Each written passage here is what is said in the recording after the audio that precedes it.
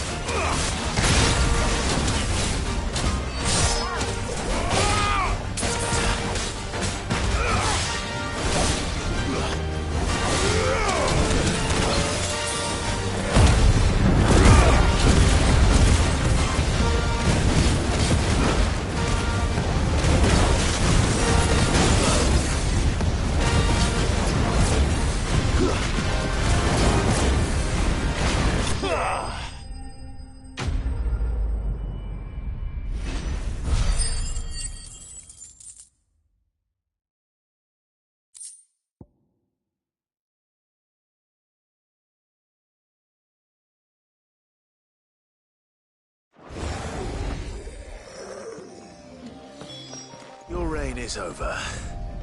Now to collect... This looks like the stuff. Let's see if there's any more.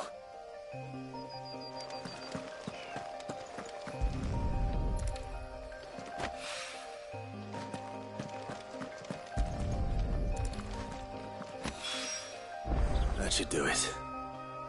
If the wine needs more than this, he can fetch it himself.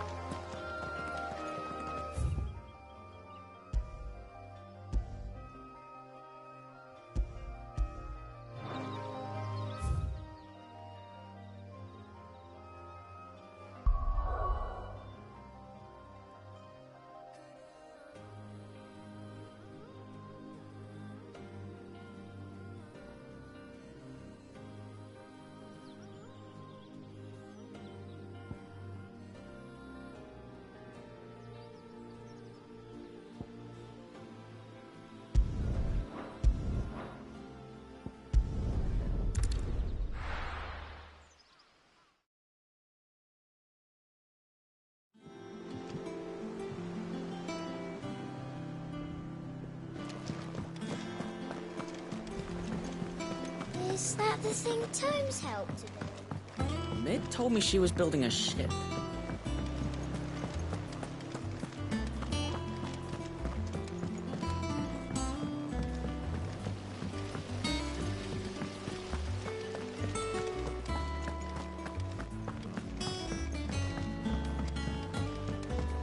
I think Mid might need some help.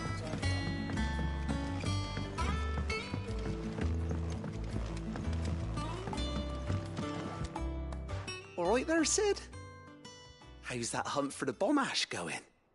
I have it here.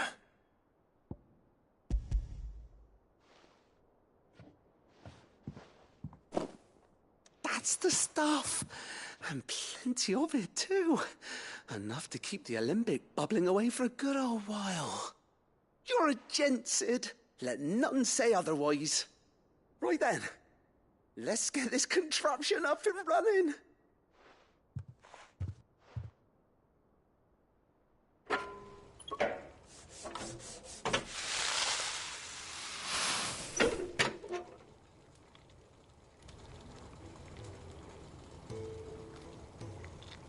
There we have it. The Telemon Alembic. And it works just like the chief said it would. Very impressive. Says the man who cut down a burning boulder. Speaking of which, I still haven't returned the favor. There's no need. The good it will do for the hideaway is reward enough. Don't be silly. Why don't you let me take a look at that bag of yours? The one you keep your potions in. Reckon I could work some magic on that, huh? What kind of magic? Well, we happen to have isolated a substance in our test run of the Alembic that I reckon will make even the toughest lever supple as anything. Thought we might use it to breathe new life into old boots and the like. Save the hideaway a few gil. Ah, I reckon if we slap a bit on your bag, it'll loosen it up enough for you to squeeze in a bottle or two more. Well, it can't hurt to try, I suppose. That's the spirit. Leave it with me. I'll only be a mo.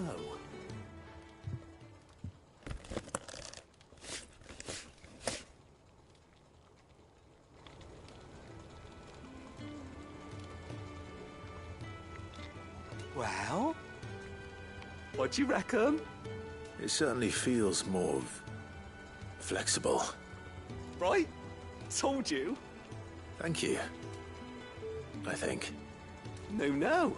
Thank you for supporting Mid and the rest of us in our endeavors.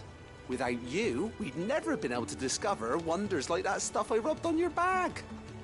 And I'm telling you, there's plenty more where that came from.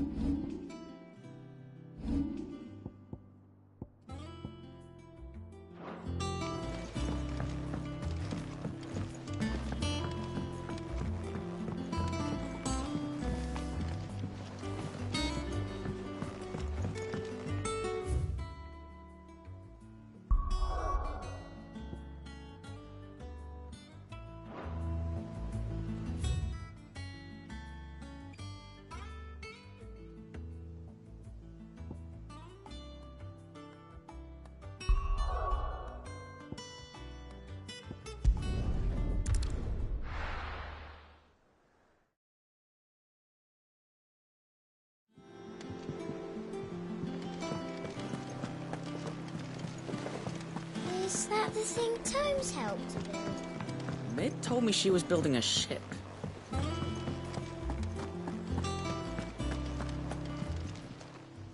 Fancy a look at the list, do you? Quick look.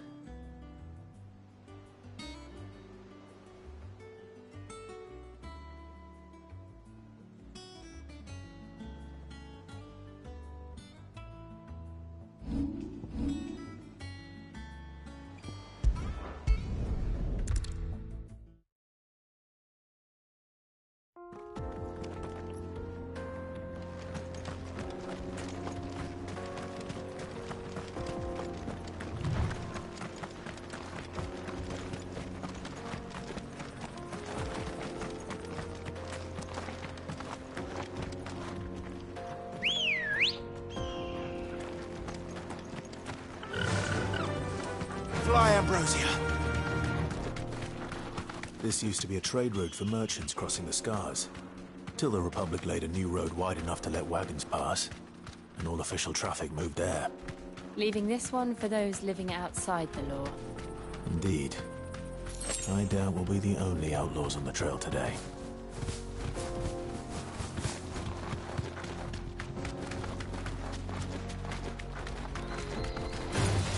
Time to fight.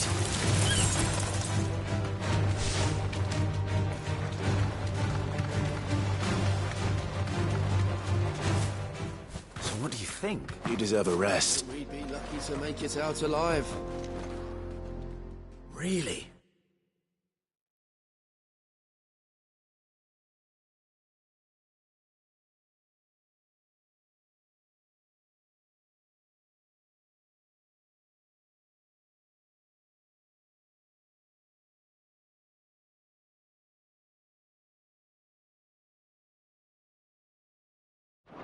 It's as bad as that. Oh, aye. There's trouble up ahead. And too much of it for us to handle. I take it there's danger on the road. What about this fearsome-looking fellow? You think he'd be equal to the task? Oh, no doubt. Assuming he's willing to hear us out. Well met, friend. My brother and I have been tasked with finding a merchant's missing cart. You seen it by any chance? How does a merchant misplace his cart? Oh, the man's a coward. When he thought goblins might come a-snarling, he ran, leaving his livelihood abandoned in the pass. He sent the two of us to fetch it, but it's gone. Now, I'm not much of a thinker. But I know the work of thieves when I see it. My brother's right on all accounts. And by my estimation, the bastards are lying in wait just down the road. We may have seen our share of action, true, but we've not got the skill in arms to boldly brave an ambush. You, however, have the look of a man who needn't fear a band of backwater ruffians. What do you say? Will you help us out? Chances are they'll come for you either way. But if you promise to lend us a hand, at least you'll pocket a reward for your troubles. Well, if I'm going to have to deal with them anyway. You've clearly got a fine head on. We're lucky you came now. Hoping to make a heavy purse in Bocklad. Our reckon he won't be forking over the rest of our fee if we don't find those good... All right. Just don't... Nope. You can leave the cart to us. You just put an end to those bandits and point us in the right direction.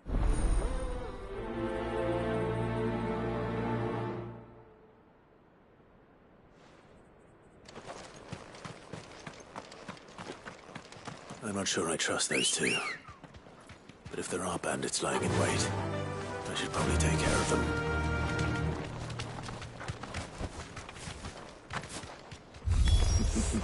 Look lively, you lot. We've got guests. These must be our bandits. Titan!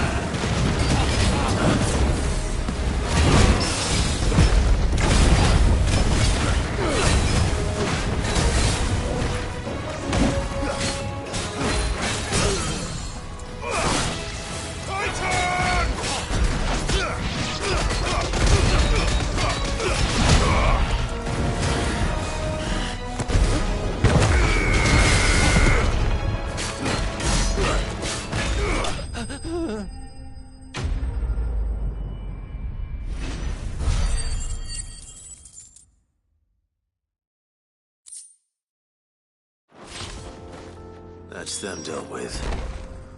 Now, where's that cart?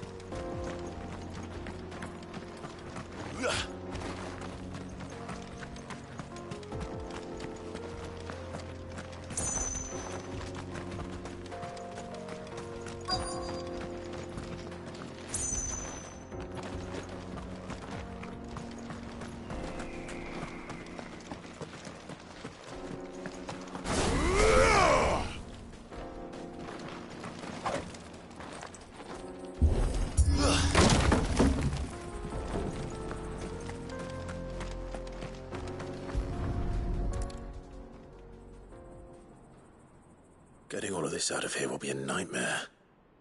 Seems we've found ourselves the right man for the job, wouldn't you say? Found the cart and didn't leave a single bastard breathing. Our merchant friend will be delighted. And how exactly will he be getting his goods out of here? You leave that to us. After all, it'd be wrong to make such a fine warrior haul cabbages to market. You've done your part. And that's all you need to worry about. Here.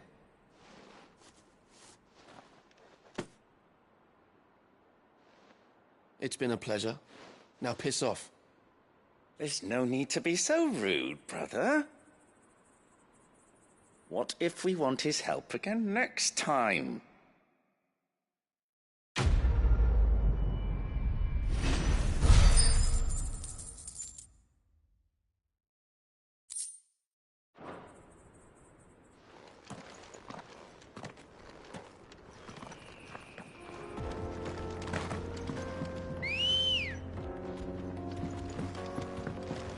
Ready, go?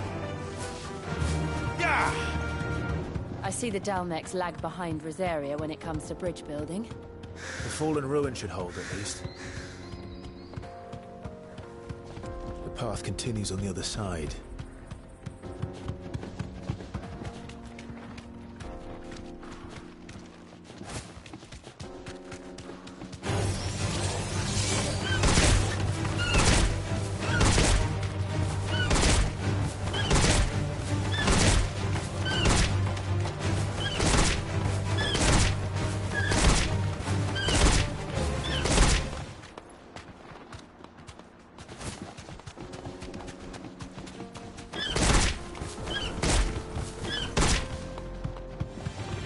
This might take a while.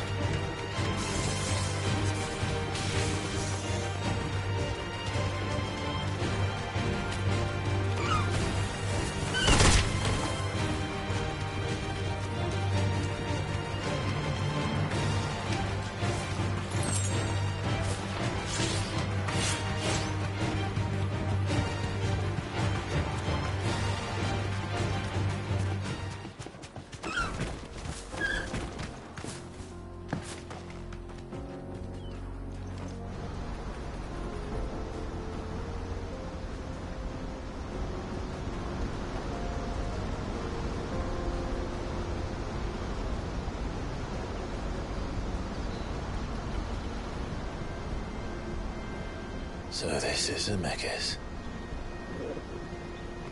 The land of the gods. It's even more impressive than I imagined. I remember being captivated by the story as a child. Long, long ago, man was overcome by avarice and challenged the gods in a bid to win their power. The final battle took place here, at these falls. Or so the legend goes. If anyone ever manages to plumb those depths, perhaps we'll learn if there's any truth to the tale.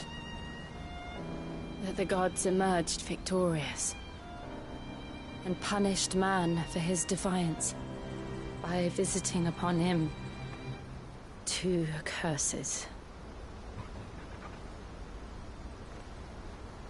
Dominance and bearers.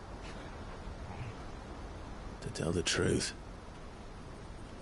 I always thought it strange that the dominant and their icons were deemed a curse. Back home, the dominant inherited the throne. They were admired and exalted, not spurned. Whenever I got to that part of the story, I always assumed there must be something I'd misunderstood. You had a lot of storybooks, didn't you? In your room, I mean. When we were young. The old legends were always my favorites. Epic battles between gods and men. Father encouraged me to read as much as I could. He thought it good for my education. You really were a boy like any other, weren't you?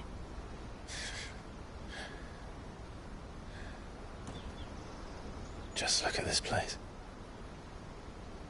It's enough to make you believe the legends are true. I know.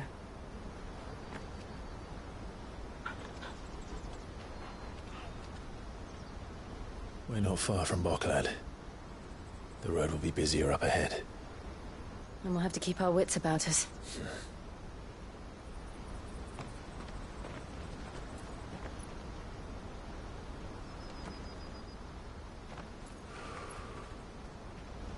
Clive?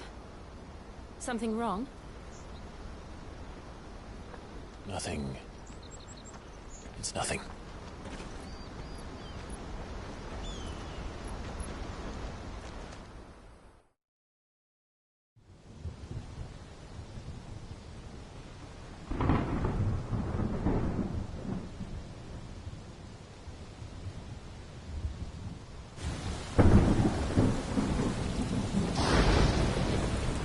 I see the reports are true, Father. You have surrendered the throne to Olivier.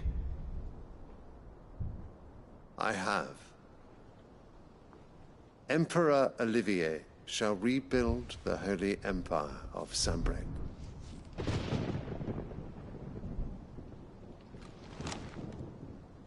How is he to rule an empire? He is but a boy. I shall advise him until he comes of age. Father, please. Or for as long as I am able. The empire we seek to build needs young blood to rule it, and I can think of none better suited to the task.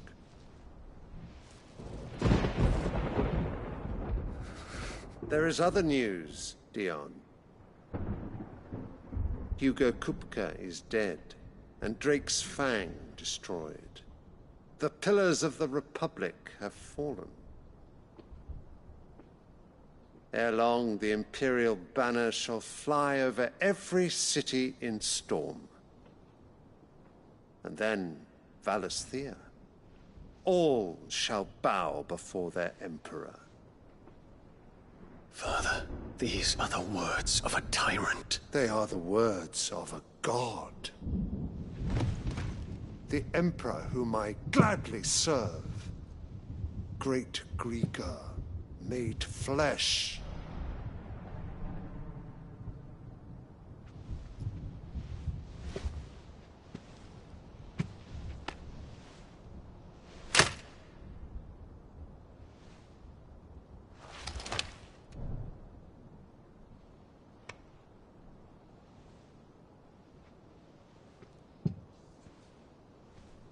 Return to your camp, Dion, and ready your forces.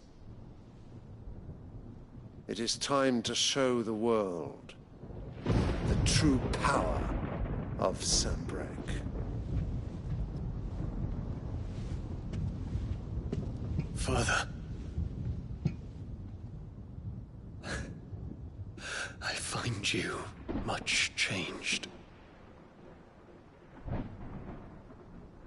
Is this truly the path you wish to tread? Or are these the ambitions of another? Of Ultima, perhaps? What nonsense is this? I speak my mind, and my mind only. Though I do owe Annabella thanks for reminding me of certain truths regarding the nature of nations, of rulers, and of the divine. You would trust the words of this traitress? She betrayed her country. She slew her husband. You have ever been an invaluable servant to Sambrek, Prince Dion. I trust you will continue to serve your Emperor in the wars to come. The canker! Silence! Insolent wretch! You will bend the knee. All else is heresy. Sire, forgive me. This audience is over. Come, your Radiance. The Rowena Syndicate awaits your pleasure. Oh, not another meeting with silly old men. They're so boring. I'm hungry, Father. Can't we have luncheon instead?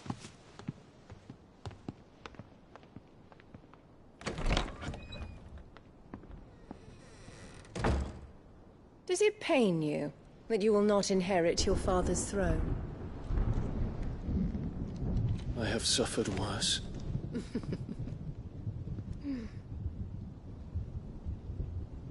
Count your blessings, Dion. For a base-born child to be chosen by Bahamut is miracle enough. You have risen high on his wings, but you shall rise no higher, lest your impure blood stain the throne. What do you know of my blood?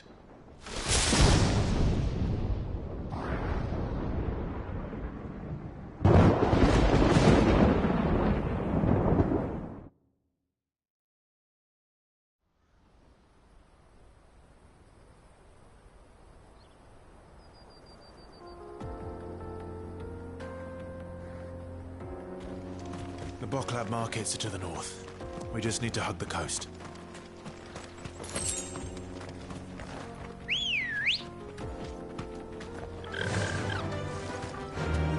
Yeah! Time to fight. Infiltrating the Dominion won't be easy with the Imperials on high alert. No. His Radiance has lost one capital already.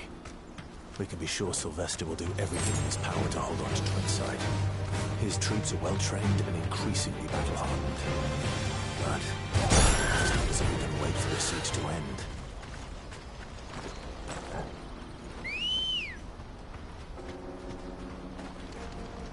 Good girl.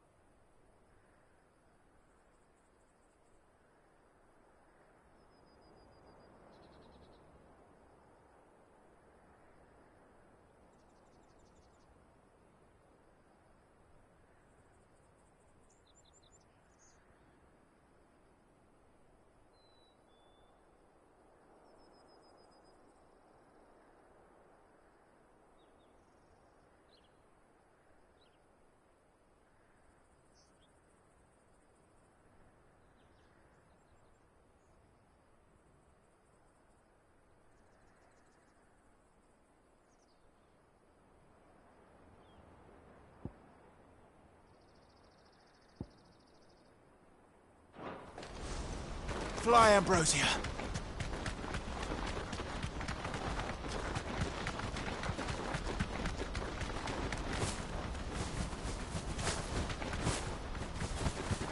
More refugees. And they're all making for the crystalline dominion. Because they don't know how to live without the crystal's blessing.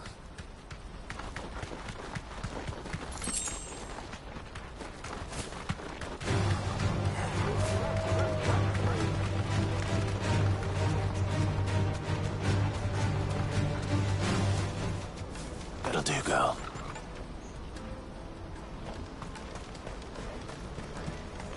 There are no crystals here.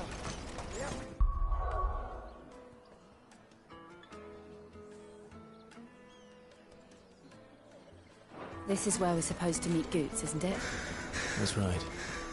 He said he'd wait for us here after replenishing his supplies. I dare say he'll have finished by now. What do you think, girl? Is the crystal road ourselves? This is everything? Let me carry your goods. Chief. Peaches and pears. Beets and peas.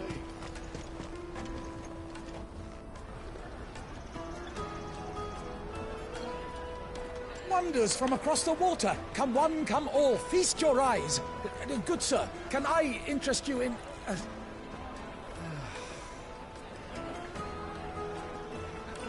How much? For a measly crust of bread? You won't find any cheaper. Not nowadays. But you're more than welcome to look.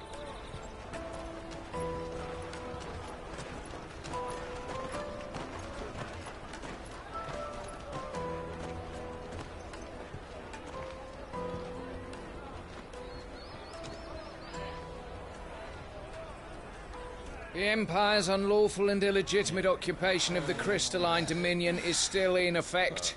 Only those whose business in Twinside has been officially approved by the Republican Army will be permitted to cross the border. All who seek entry are to form a line and ready their documents for inspection. It looks like we aren't the only ones who are eager to leave. And they're checking everyone. Can't you make an Not for the likes of you. We won't get through without that pass. Let's go and find Good, shall we?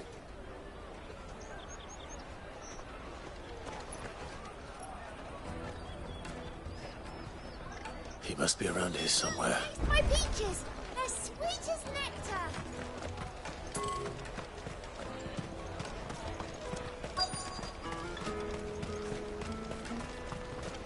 I'll take the large one.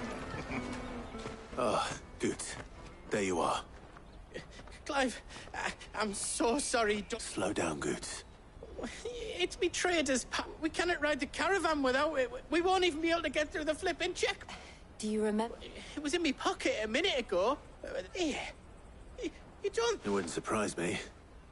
A busy market. So, to get the pass back, we need to find this I know where. I've got a pal in Buckler. No one knows more about what goes on round here than... Where do we find her? She's the owner of the Crimson Caravans, up that way. Sign's got a red chocobo on it. No time like the present. You two go on ahead. I'm gonna check the rest of my stuff, make sure no one else is... All right. We'll meet you there. Let's keep an eye out.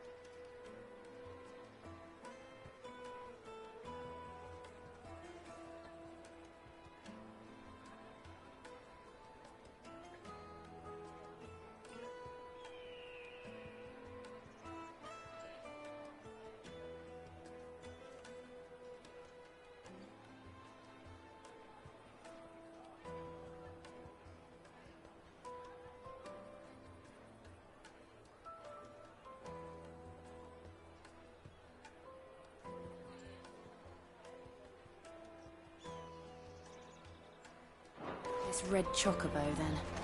And the other on our purses. The caravan stops next to the checkpoint.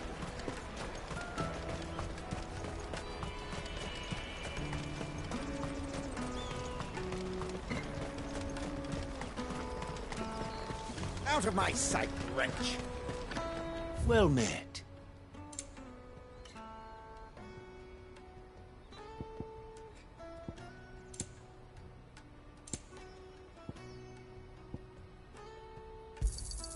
A fine choice. You've a discerning eye.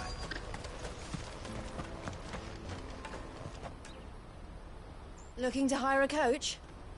It's 10 million for a two-birder to the Crystalline Dominion. Take it or leave it. Oh, we're not here for that. Then I bid you good day. Oh, wait! Don't go, El! He's me mate! As I live and breathe. Goots, what are you doing back in Bocklad?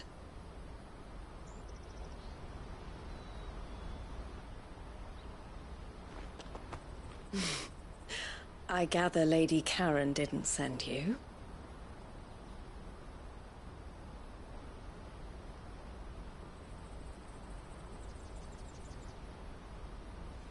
So what trouble have you got yourself into this time? It's me trader's pass. It got stolen. By a little bairn. Of all the... You're the size of a marble. Honestly. Ugh.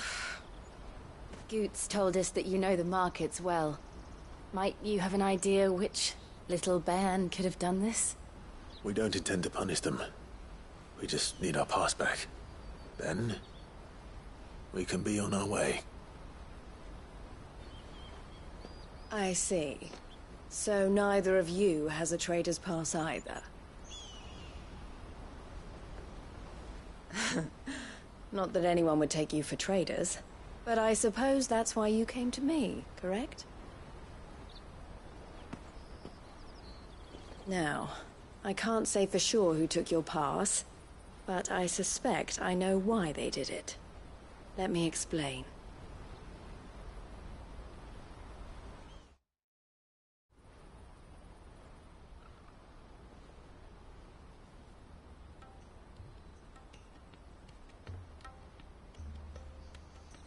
Ever since the Fist marched on the Dominion, the Republic has been clamping down on any commerce that might aid the Empire more than it does us. Which means traders' passes have gone from being merely a way of easing one's progress to being essential if one wishes to cross the border at all. And with demand outstripping supply, they've become a precious commodity, leading some to seek to acquire them by less than legitimate means. So the children are stealing passes to sell on the black market? Yes, and no. Passes are inscribed with the names of their owners, and yet none of the victims' names have appeared on the register of those passing through the checkpoint. Which means? That someone is doctoring the stolen passes. The same someone who is encouraging the children to steal them. And the same someone who has Goots' pass, no doubt. Whoever they are, they're ruining the livelihoods of honest merchants, which is why we've decided to take a stand. Will you stand with us? You want to get your pass back, and we want to ensure that no more are stolen. Catch whoever's behind it all, and two birds shall be slain with a single stone. Is there any other way of getting to the Crystalline Dominion, Goots? They won't let you in if you're not with the caravan. It's that, I don't know, try swimming across the strait. But the guards will definitely spot you if you try and do that. Like, we don't want to get spotted, right? So either we find the people who took the pass, or give up all hope of entering the Dominion. All right. We'll help. Thank you kindly. But I don't know your name. Eloise at your service. Clive. A pleasure doing business with you, Clive.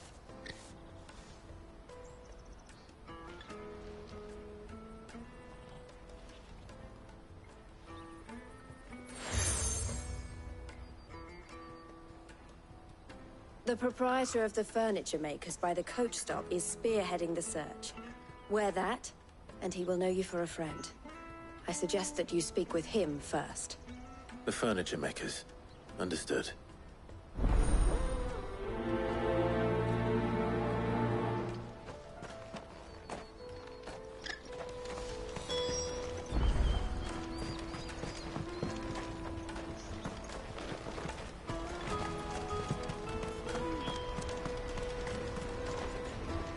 Out of my sight, wench!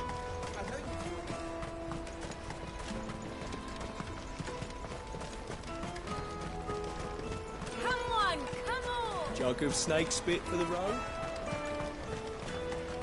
Juicy pears! Snake you... Are you the furniture maker? Looking for something in particular?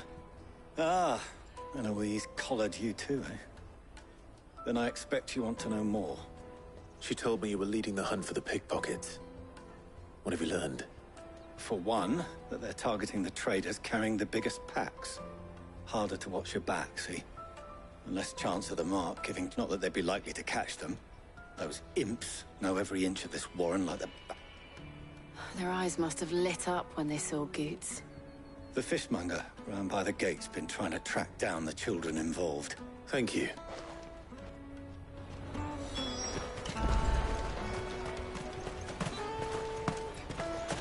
You won't find anything of this quality in Twinside. You should come with me to the Dominion. Fish for sale! Fresh sorted and smoked! Can I interest you? Ah, sorry. Message from Eloise, is it? She's asked me to help her. To help you find the pickpockets. Is that so? Suppose I better tell you what I know, then. For one, this isn't a family operation. All the traders say the children who stole their passes were dirty, dressed in rags. Street urchins, by the sound of it. We get a lot around here. Orphans from the wars. A few, perhaps. You saw the refugees gathered by the entranceway? They're all looking for a new start in the Dominion and beyond. Some of them take it as an opportunity to rid themselves of unwanted baggage. The shame of it. Whoever's behind this would have to have made themselves known to the children at some point. And so should we. You should start with the children around here, then. I doubt they're the ones involved, but they might have heard something. It's worth a try. All right, then. Questioning children. How hard can that be? Remember when half the people coming through Let here us were the through. traders from the Empire? Come, taste my peaches! They're sweet as nectar! Excuse me. Do you mind if I ask you something? Can't stop you. I was just wondering if anyone has asked you to do anything out of the ordinary recently. Anything you grown-ups ever ask us to do is shut up and go away. So guess what I'm about to tell you to do? Sorry. I'll leave you alone.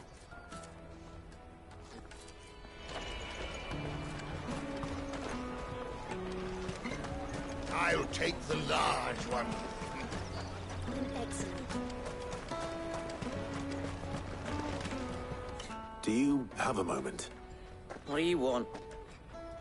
What I want is to know who's asking children like you to pick pockets. I don't know. Nobody's asked me. What's picking pockets? Do you get paid for it? No, you get in trouble for it. So if they come calling, you know what to tell them.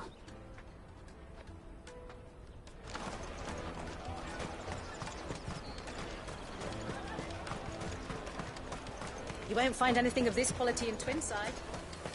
You should come with me to the Dominion. Life will be different.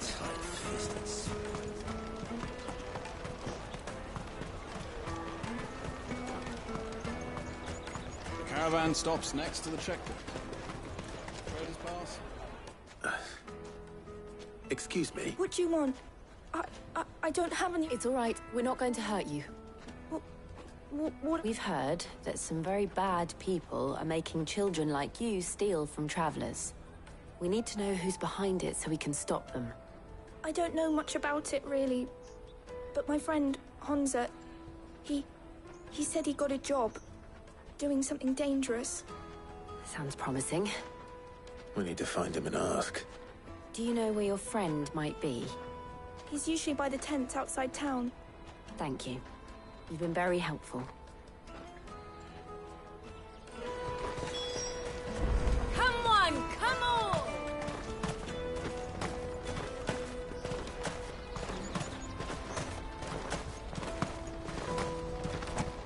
Let me carry your goods. I'm cheap.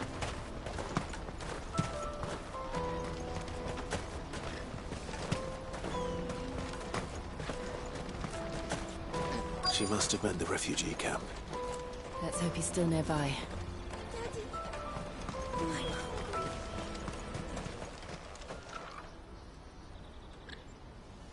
That big fat donkey was easy pickings. He wouldn't have noticed if we'd robbed his boots off him. Yeah. Wish we hadn't handed over the pass, though. Could use one of those things to get out of this dump. Chance would be a fine thing. The moment they found out, they'd string us up by our guts. Would they now? Perhaps you'd like to introduce us to these charming characters. Shit, we're in trouble now. What do we do? You two get caught if you want. I'm off. Hunter, where are you going?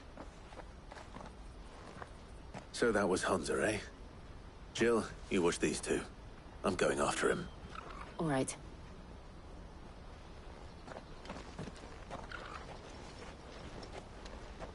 He can't have gone far. I need to find him before his employers do. Daddy.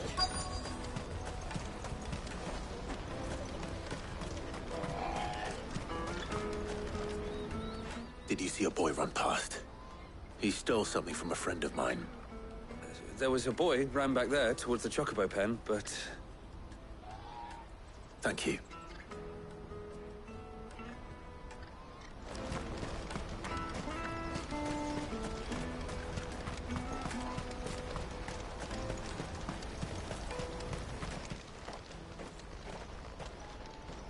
Oh, shit.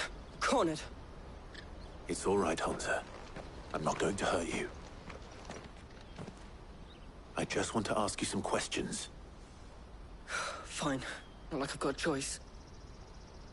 I'm looking for the people who are making you steal for them. Who are they? Call themselves the Carstones. They said they'd give me good gill if I did what they told me. I knew they were bad, but bread doesn't come for free. Didn't come at all half the time, before I started buzzing for them. You know, if I didn't do it, they'd just pick on someone else. Someone they could push around easier. Hunter. You found him then? Jill. Where are the other two? Eloise is watching over them. She sent Goots and I to look for you. You're... him! I haven't got your pass anymore, if that's what you're after. I gave it to the Carstones. Whatever you do to me, I can't get it back. Not that I go against them anyway. If it weren't for their gill, me and my mates would have starved.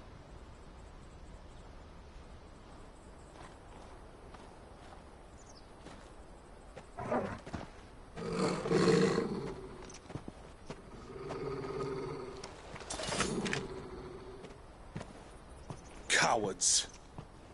You will not force another child to do your bidding.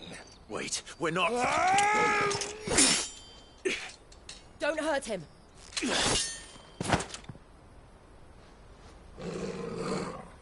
You're making a mistake.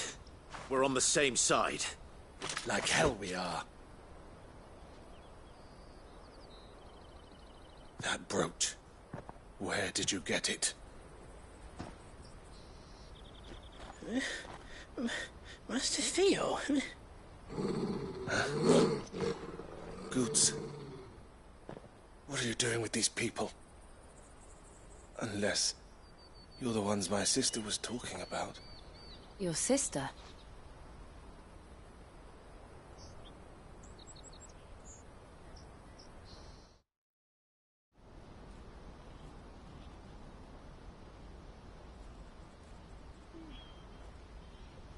Eloise didn't tell us she had a brother.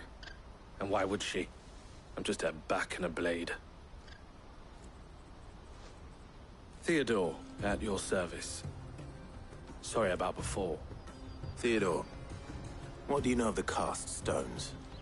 Vultures who have made Boklad their hunting ground.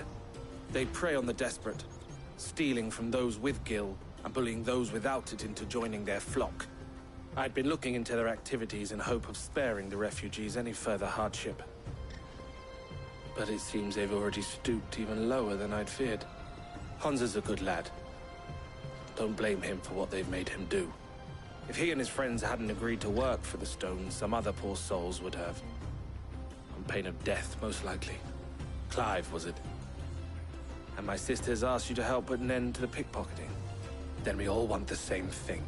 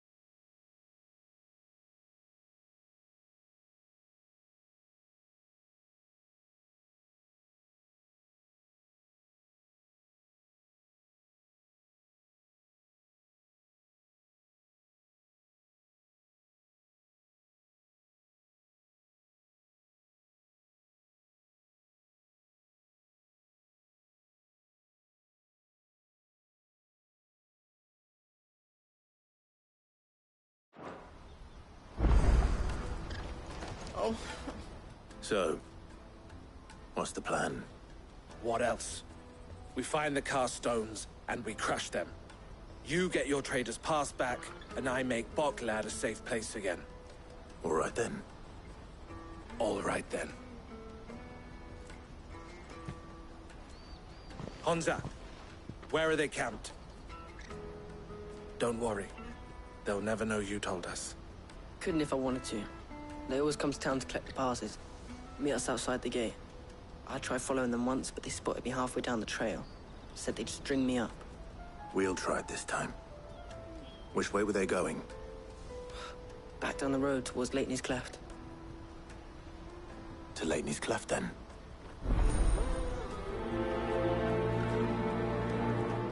Laney's Cleft is to the south, past the camp. No, you better not have scared any of my birds.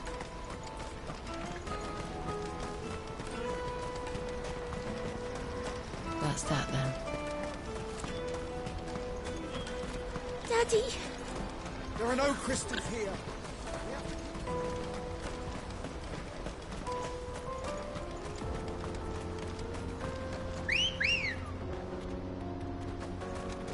Come on. Yeah!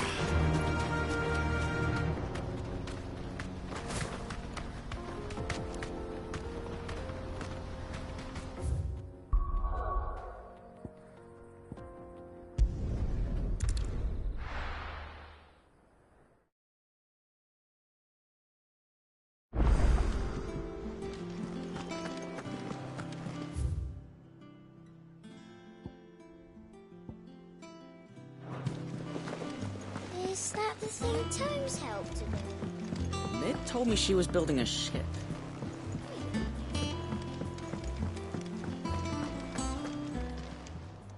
Fancy a look at the list, do you? Anything catch your eye? Seen enough? Oh, I wasn't expecting you back so soon. You earned this. All yours. You earned this. Best of luck out there, Sid.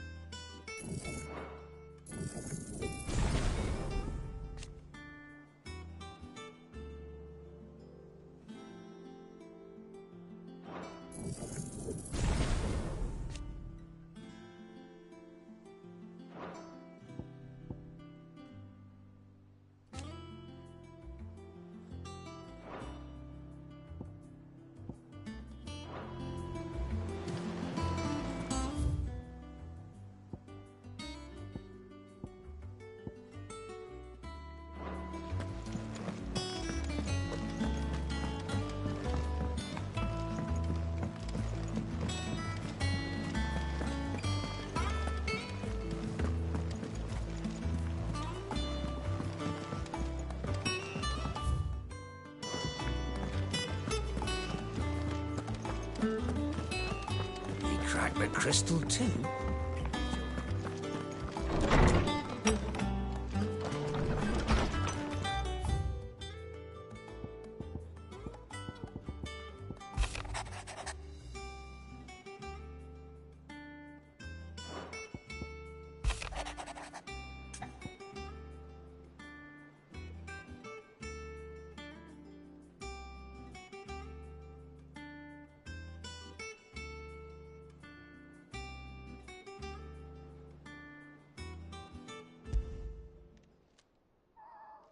Hopefully it's nothing.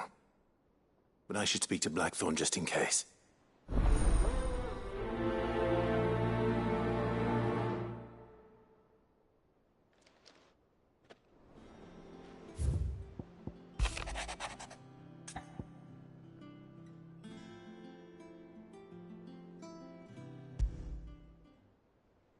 What could be wrong with Torgor? He seemed well enough when I last saw him.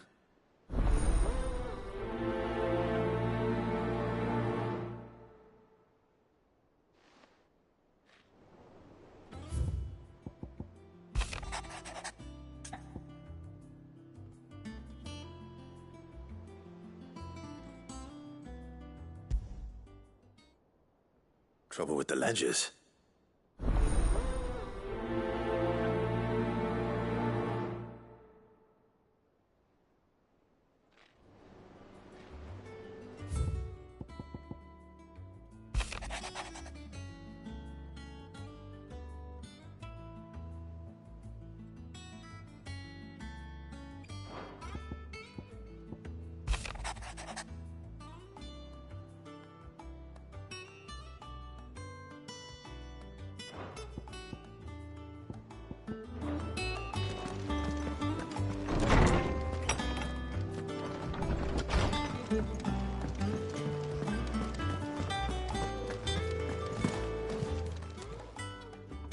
I got your note. You think something's wrong with Torgor? So you can read. Congratulations. But I didn't say how we're wrong with him. I said something weren't right. He's not been eating me treats. He used to love cracking the bones from Molly's boiled brown, but now he won't so much as look at them. Didn't like him. Which is why I'm of a mind that his mind's on something else. You've not been working him too hard, have you? No harder than usual. Is that it, boy? Do you need a rest? What was it he said he was? A frost wolf? That's what the lawsman seems to think. Then maybe this all has something to do with whatever it is that's woken inside him. I suppose things have been different since Rosalith. Perhaps Hippocrates knows something. Instead of everything, you mean? Perhaps.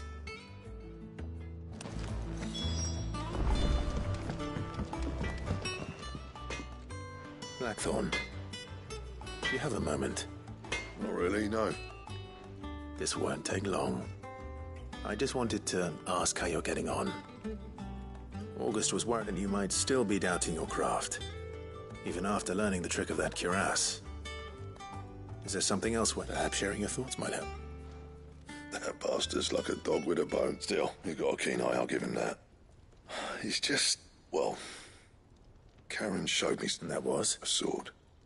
An odd-looking thing with a single-edged blade. The metal itself wasn't anything to write home about, but fuck, you could slice a man clean in two with a weapon like that, and he'd be halfway home before he even realised he'd been cut. So that's what's troubling you? No. Not troubling me exactly. More distracting. Can't stop thinking, how do you get an edge that sharp? It's driving me mad. And if you knew how to do it, we could arm the curse breakers with even better blades. That's about the size of it, yeah. I'll see what I can find out. Sharper swords are always welcome. And we can't have our master blacksmith being distracted. You're a soft touch, you know that. But I can't say I'm not grateful for it. Thank you. Let's see what Karen knows.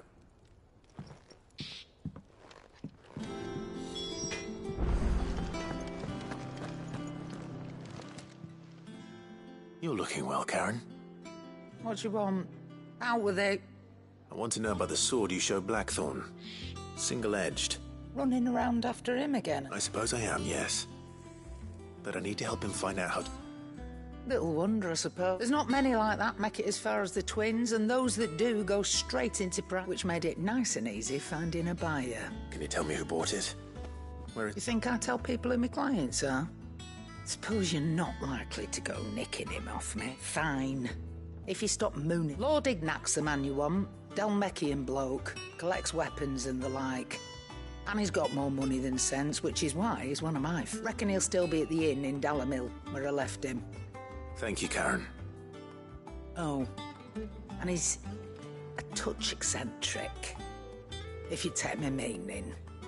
I appreciate the warning.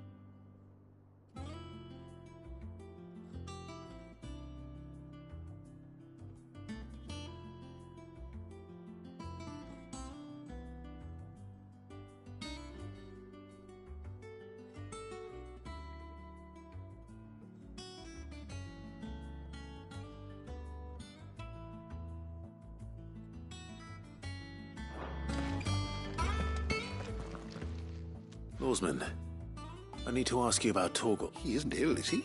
I don't think so. But according to Lady Karen, he seems to have lost his appetite. She says he's hardly been touching his bones of late, and she believes it may have something... I rather think she might be right, though not about his appetite. All canids are instinctively inclined to crack open bones for the rich marrow that resides within, and I see no reason why a frost wolf should be any different. Accordingly, I suspect it is not a lack of appetite that afflicts Torgal, but a surfeit of it. If we assume that his newfound magics require additional nourishment to sustain, it may well be that the bones Lady Karen is accustomed to providing are no longer sufficient.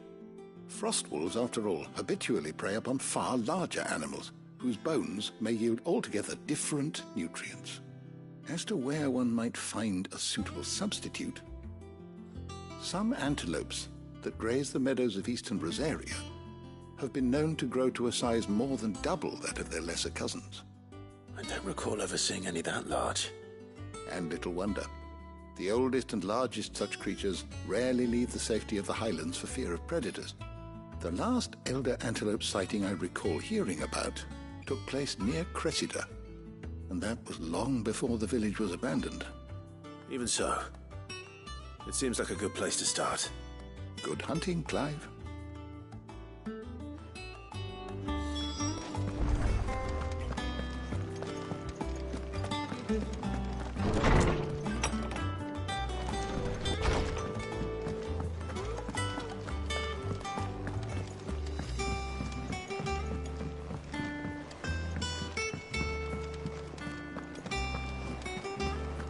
Is that the thing Tomes helped with?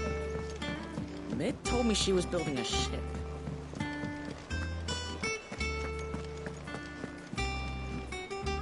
Clive. That's why I'm here. Shh. Otto won't be listening. Is this... It's better. A little. Listen.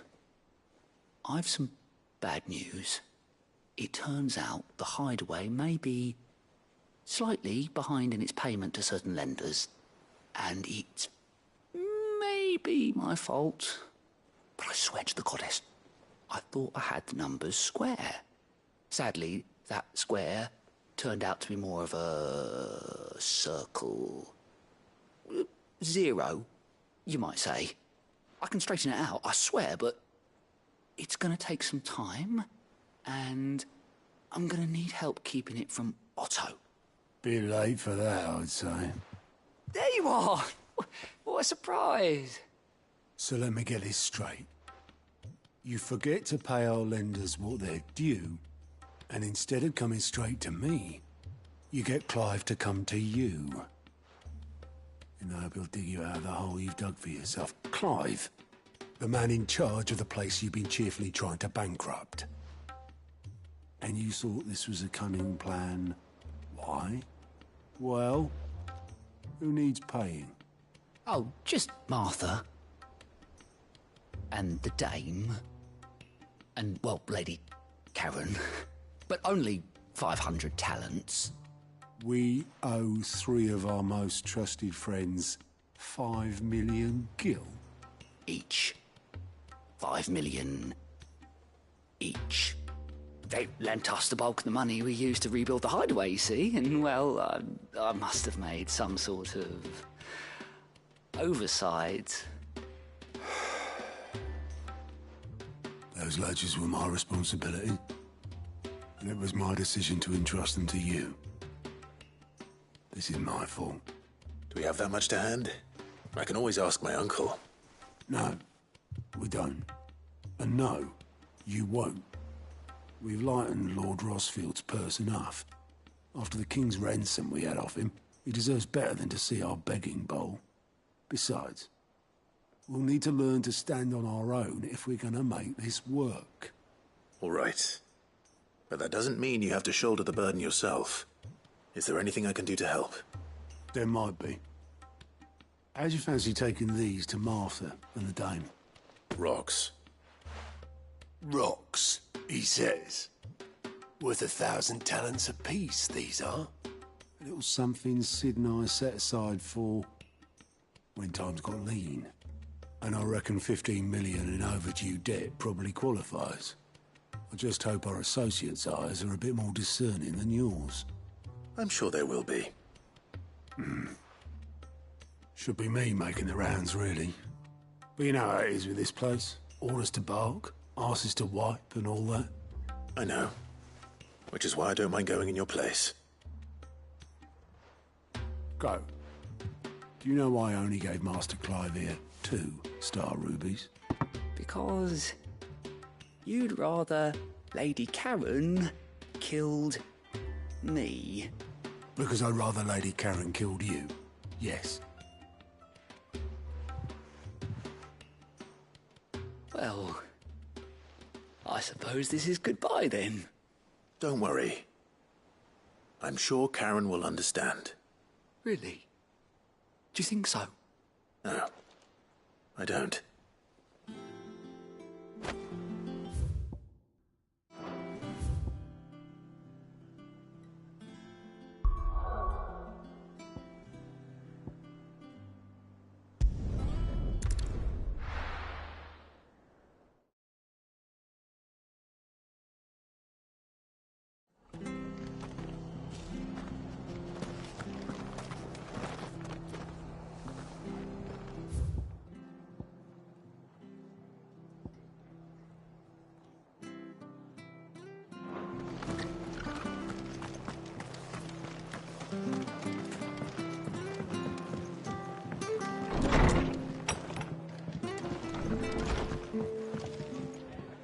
Clive, we weren't expecting you. I wasn't expecting to be here, but it seems we still owe you a considerable amount of coin for your help with our rebuilding efforts. And though I doubt it's what you were expecting, we were hoping you'd take this as payment.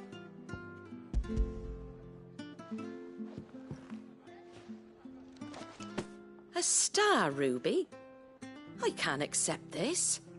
It's worth at least twice what you owe me. More if you can find yourself the right buyer. Think of the difference as interest. Interest? If word got out I charged that much, no one would ever borrow from me again. Anyway, why are you the one here asking me about this? I'd have expected Otto. Bit much sending the Lord Marquis out to settle your debts, isn't it? The old goat working himself to death again. Something like that. Most days I think he's the only reason the hideaway's still standing. Same as always, eh? Back when the place was nothing but a twinkle in the eye of a recently retired Lord Commander, word is he was the first one Sid reached out to. probably knew that without his strong arm and level head, the idea would never get off the ground. Sid may have been the face of the hideaway, but Otto's always been the backbone. And when Sid passed away, we were all worried that would be the end of it. That Otto would just give up. His death was hard on everyone. But it must have hit Otto hardest of all. But he didn't give up, did he? Quite the opposite, in fact. If I recall, he was the one who nominated you as Sid's replacement, and rallied the rest around you. I reckon what he saw in Sid, he saw in you too. And don't we all? Doesn't hurt that you're half as stubborn and twice as handsome, neither. That, and you keep good company. I suppose I do.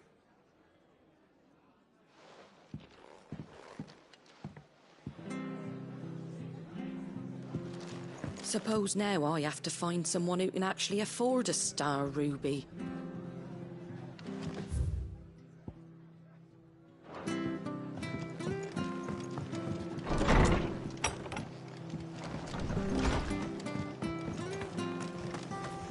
Stay sharp.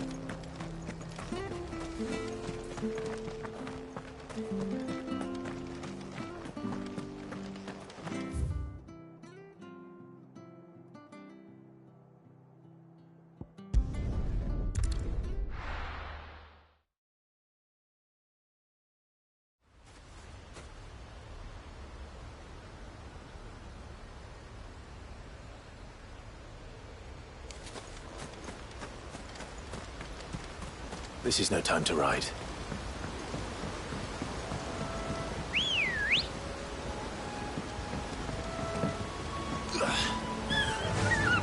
Fly, Ambrosia.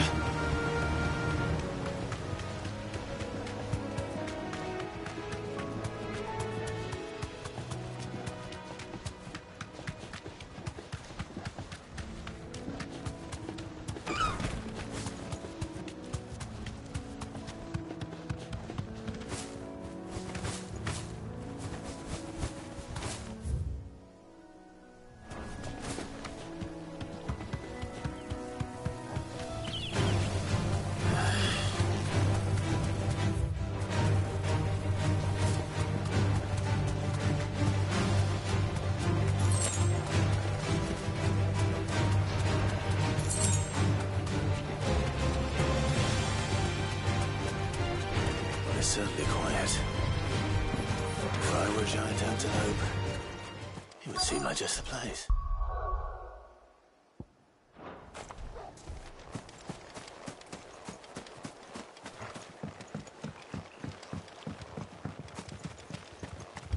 I doubt we'll find one bigger than that. You hungry, Torgal?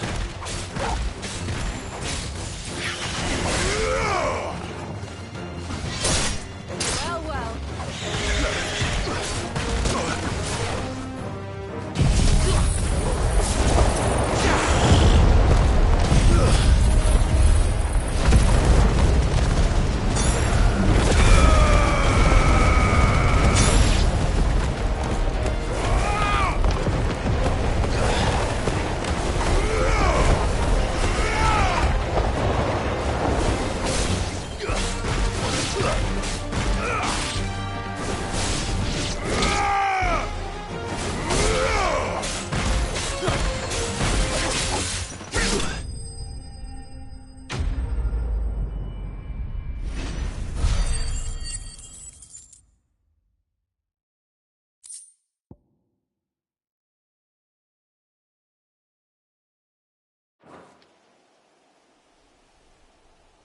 Now,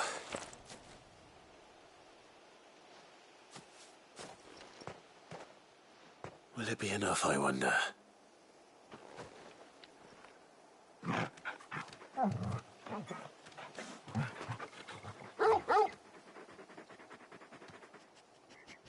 I say that answers my question, which means we owe the lawsmen our thanks. You're just a big puppy, aren't you? A very big puppy.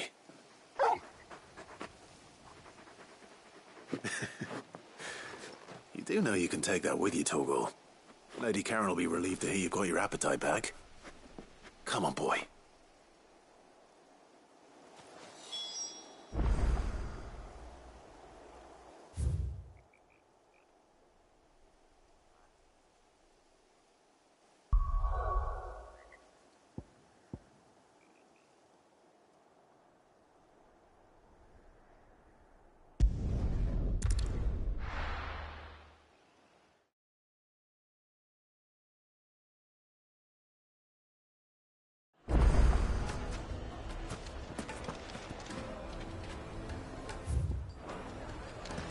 People take notice of wealthy men. Shouldn't be too hard to track down Karen's collector. The St. Drake's Fang is gone. The whole Mother Crystal gone. What are we gonna do?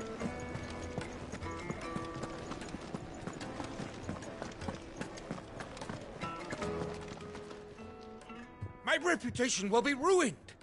Ruined! Calm yourself, Lord Ignac, I beg of you, before you do yourself a mischief. Pardon the intrusion, but... Out!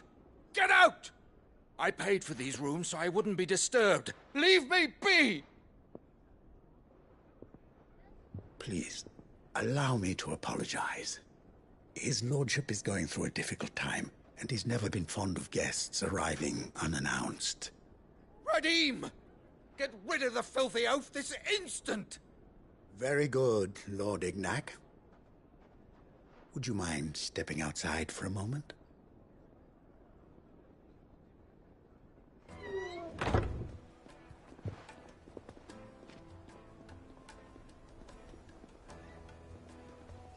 I'm sorry if I've caused you any trouble. That? Oh, no. That's just how his lordship is. Though the morning's events have left him somewhat fractious. He has been dispossessed of his luggage, you see. The thieves also made away with a considerable amount of coin. Coin the innkeeper will soon be keen to collect. I don't suppose a certain blade was among the stolen items. A single-edged sword. It was purchased from a merchant friend of mine. Ah, you know Lady Karen. Yes, I'm afraid it was. Then I'll retrieve Lord Ignac's luggage. But I have one condition. You have but to state it. You are welcome to anything that is within my power to grant. I want an audience with Lord Ignac. A few minutes should be enough. Then I'll be on my way. A condition I would be a fool to refuse. Of course, you shall have your audience. I don't suppose you saw where the thieves went? I did not, no. Though some discreet inquiries made on his lordship's behalf mean that every ill-gotten coin in Dalamel is said to pass through. And that's where I'm heading. I shall speak to Lord Ignac in your absence. That will be very kind. Farewell.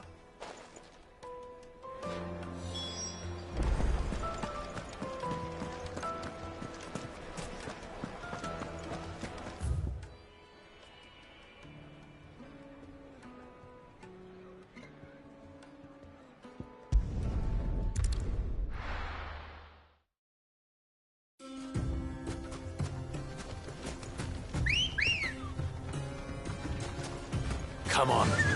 Yeah!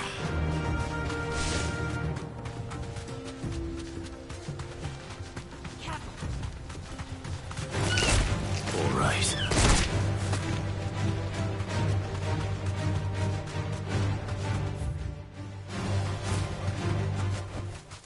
I can walk from here.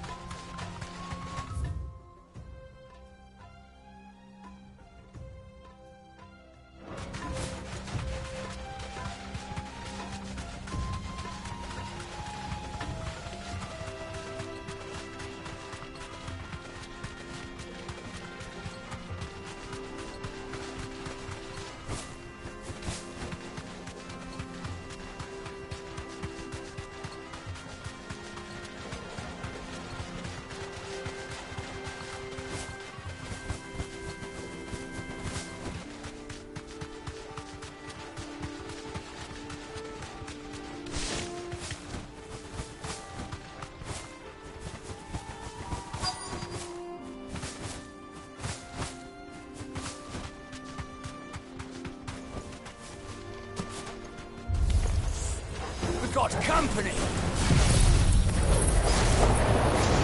Come on, lads, let's tear the bastard's head off!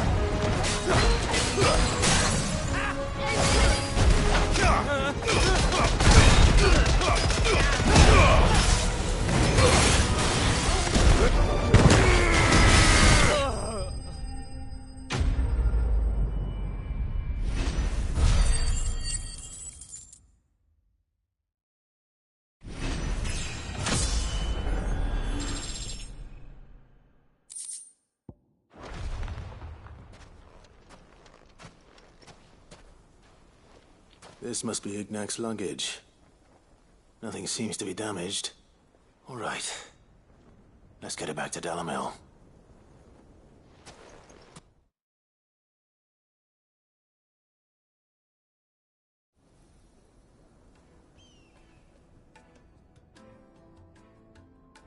I hear I have you to thank for the return of my effects. What shall I call you, my good man? Wyvern. Glad to make your acquaintance. A formidable name indeed. Well, Wyvern, I appear to be in your debt. Redeem here tells me you wished for an audience. Is that all? A few moments of your time should suffice, yes. You're a peculiar fellow, Wyvern. All right, speak. Master Wyvern was wondering if you could tell him about a certain single-edged sword you recently acquired. Oh, a true work of art, that one. Karen drove me hard on the price, but I would have sold her Radim here to get my hands on that sword. It was made in the Outer Isles, far beyond the Twins, and is used exclusively by the practitioners of a unique school of swordsmanship. They believe no combat should ever exceed a single strike, and hone their blades to such perfection that none ever does. Each sword is made for that one perfect stroke, and for that stroke only. They crack upon a second blow. There's a brutal sort of beauty to it, really. But how do they hone such an edge?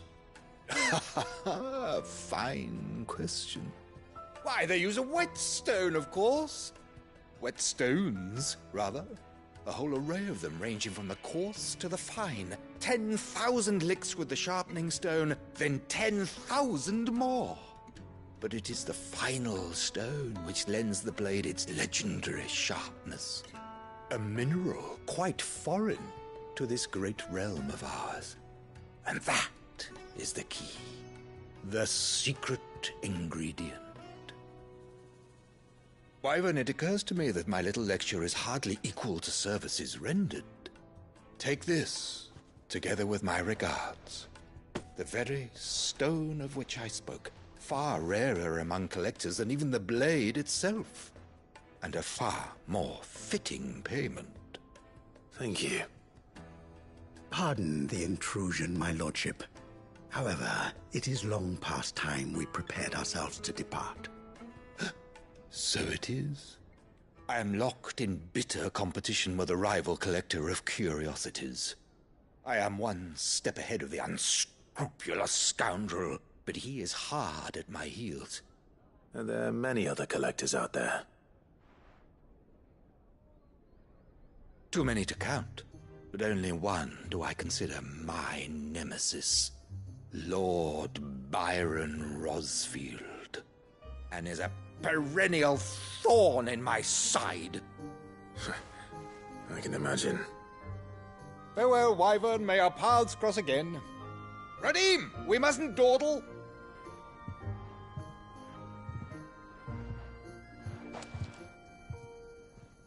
I think his lordship is rather taken with you, Master Wyvern.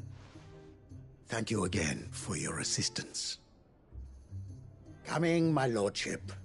I'll be right there.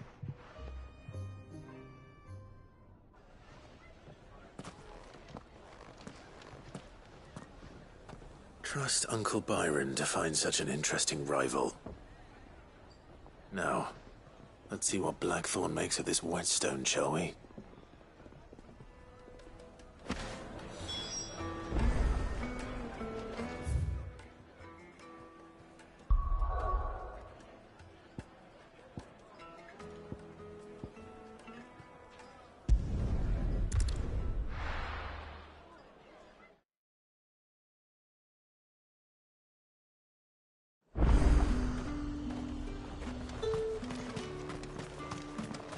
How the hell is anyone supposed to afford that?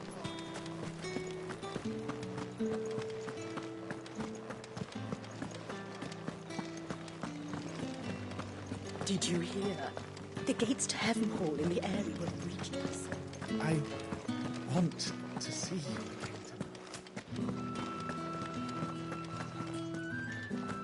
What am I going to do without Sweetwater and oil of talc? Still no caravan from the Dominion's perfume. Milady, I come bearing gifts. Gifts? Whatever is the occasion.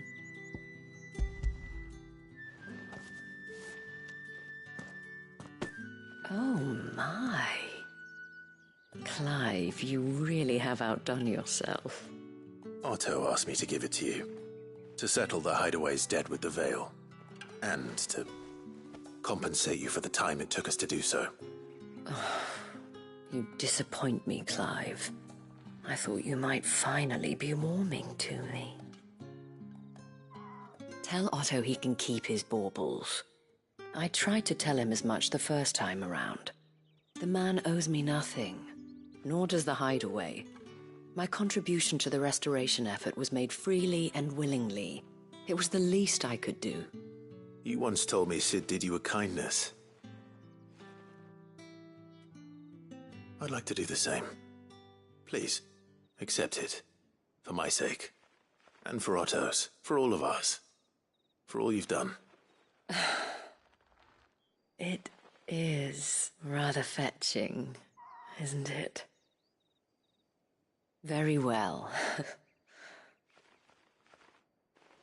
Otto is lucky to have you, Clive. I doubt anything could ever replace his son. But you and the others at the Hideaway are the closest thing he has to family. Otto had a son. Long ago, yes. Sid told me Otto lost him when he was just a boy, and blamed himself for not being able to stop it. I don't know how it happened, whether there was anything he could have done, but it was clear that it weighed heavily on him. I didn't know. How could you have? I doubt anyone did. Besides Sid, I've never met a man more keen to bear his sorrows in stoic silence. An ill habit, given that both have always been surrounded by friends desperate to help them. I'm beginning to see that.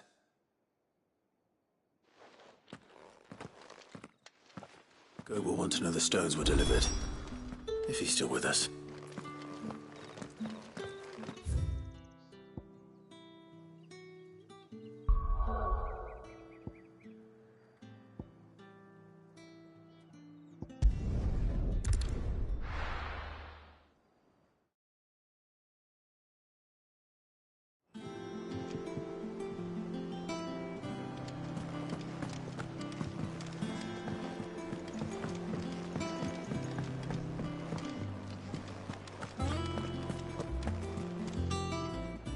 noticed you and Torgal had gone off somewhere. Take him for a walk, did you? You could say that.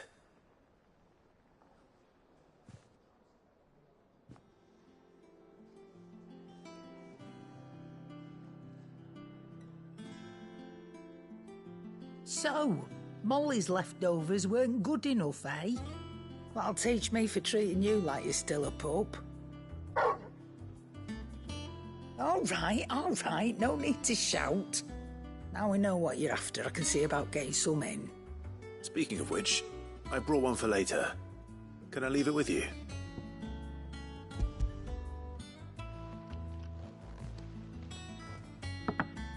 You can, aye. I'm nice like that. In return, you can thank Tomes for me. The bloody know-it-all. I was just on my way to see him.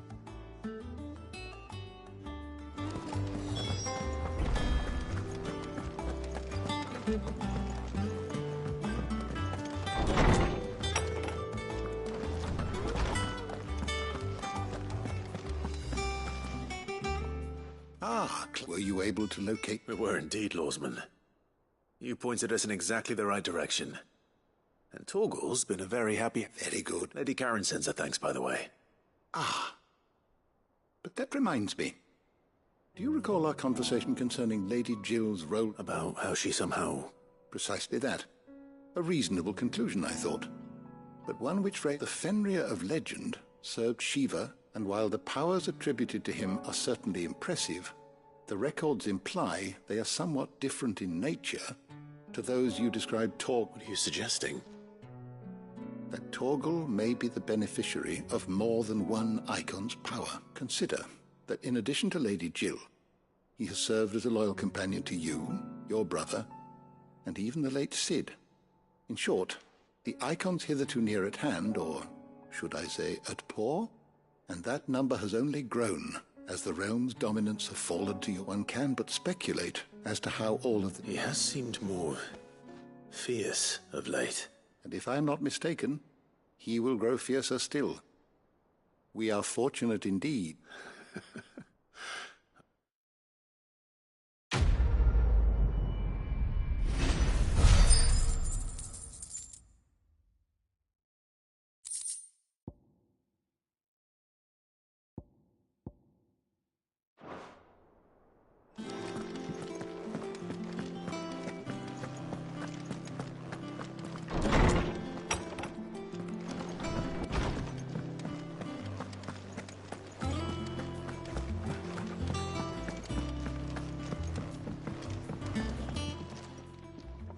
Sorry for the wait. But hopefully you'll agree with... You learned something about that sort? I did better than that.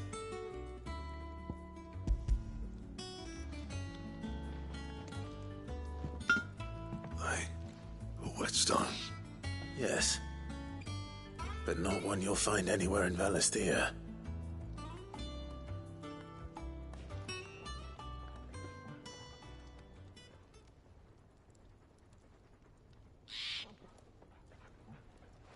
No wonder I couldn't get the same finish on the grinding wheel. One hit and all done, eh? Might not be so bad if all you ever fought were duels. Good luck on the battlefield. Your second opponent would be your last, no matter how good you were.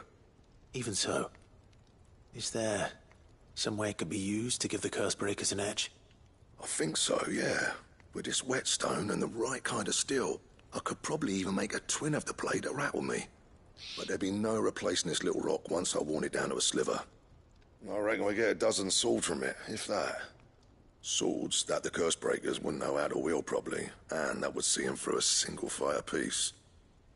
Nah, no point trying to copy that thing. Be about as much use as a wax anvil. But finishing our blades with a whetstone this fine, now that's something to consider. And what's finer than fallen masonry, eh? Or more hard-wearing, for that matter. Just imagine it. Good Valisthean steel with an edge as sharp as any found in the Outer Isles. I won't make a copy, nah. I'll make something much better. I'm sure the curse breakers will be delighted. Just don't push yourself too hard. Don't you worry about me, sunshine. I've been working day and night since I was half your age, and I'll still be here when you're long gone. Hey, thanks, Clive. I mean it. I owe you one, August too. It's good to know someone's looking out for me. He'll be happy to hear you said that. And I'll see that my debt to you's paid. First new blade I make's got your name on it. You come and find me when you've got the materials. Right. I will.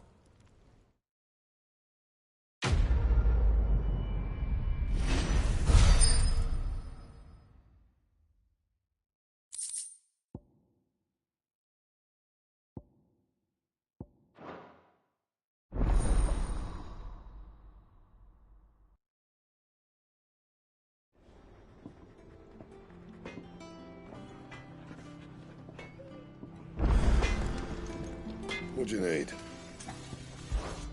So, what'll it be?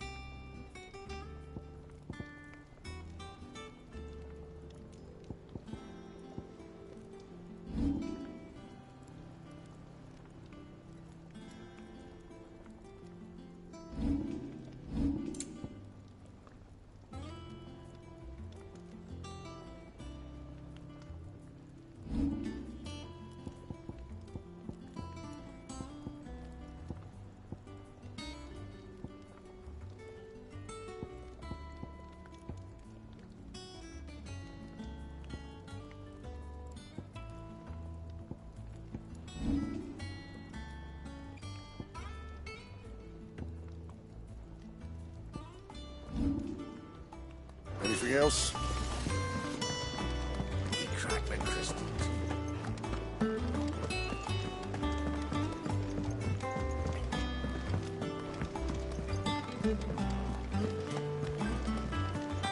Is that the thing Tomes helped to build? Mid told me she was building a ship.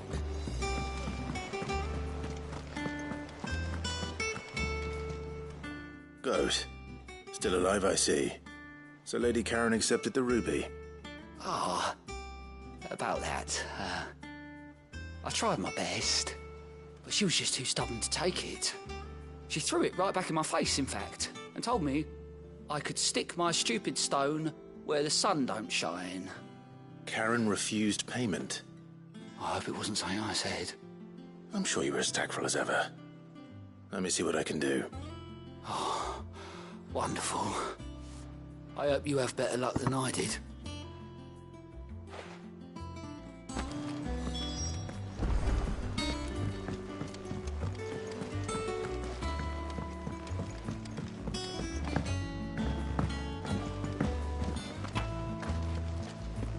Hugo Cook is dead.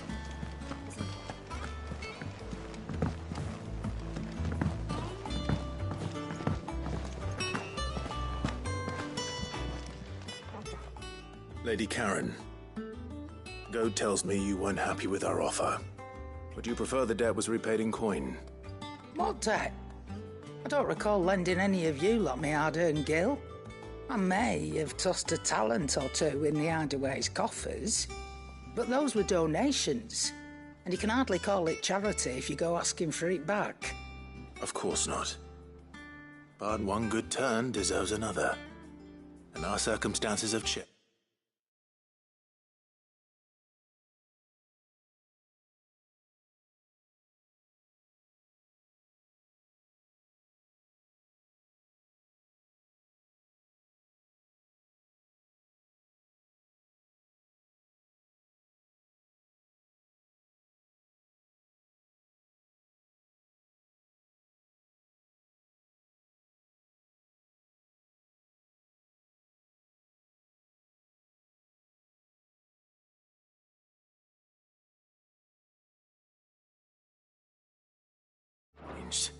Surely you wouldn't shun the gratitude of a pauper who happened to have become a prince. Oh, so you're a prince now, are you? Fine. But I'm selling it and taking what I'm owed, then you're getting the rest whether you like it or not.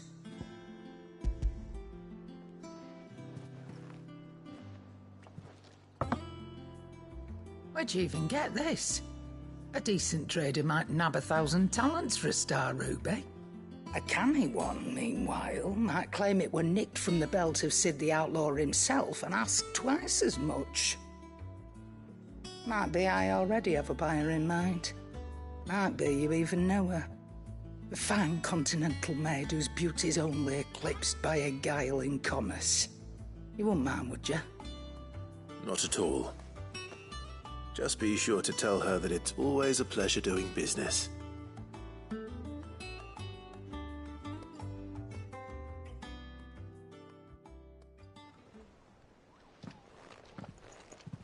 I hear you ended up delivering all 3 stones. Thanks to this lump. I sometimes wonder what I pay you for. Speaking of which, I still haven't been paid last month's wages. Oh, so you remember what's owed to you then? Get your ass behind that disc of yours and don't get up before those ledgers are square. Right away.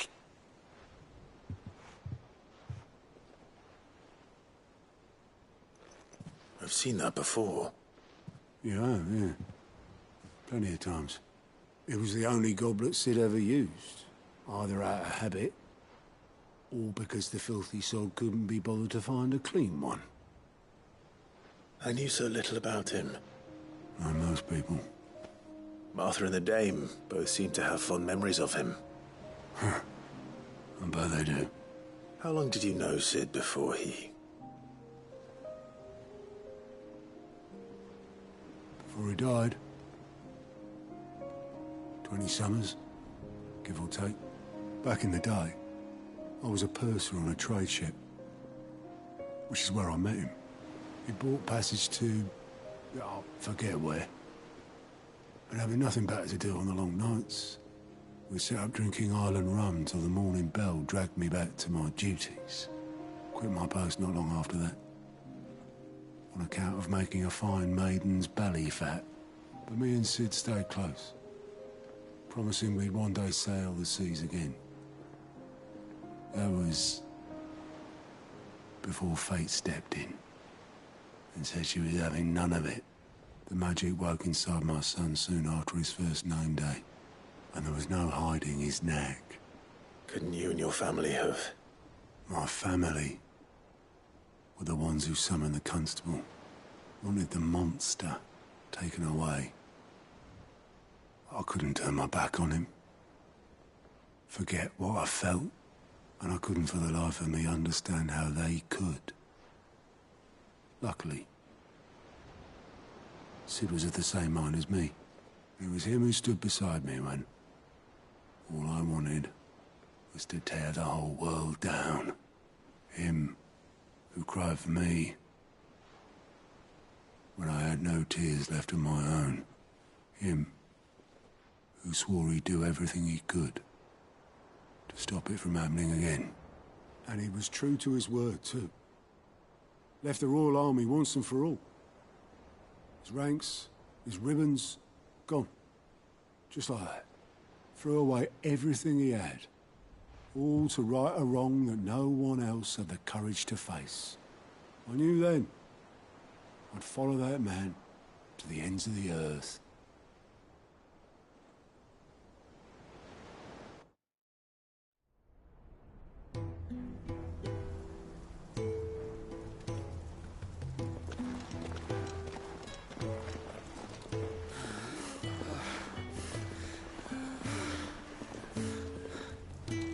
He was always too clever for his own good, was Sid. Saw the world for what it really was, while the rest of us were content to go along with the lie we were shown. And it can't have been easy, bearing that burden alone.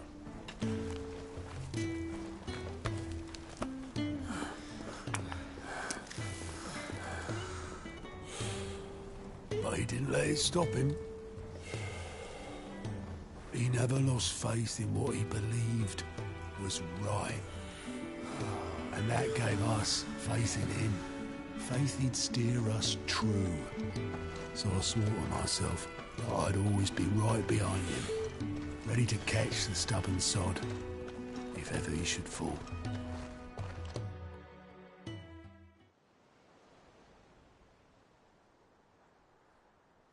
But I couldn't even do that.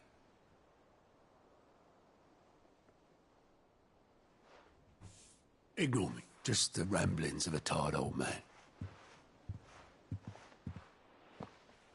Leave that lot. I'll tidy it up in a bit.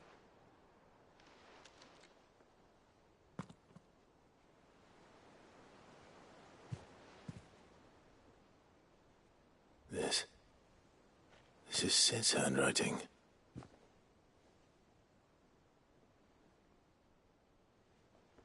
Dear Otto.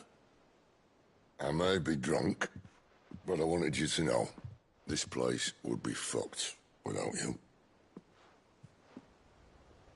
Love you, you grumpy old sod.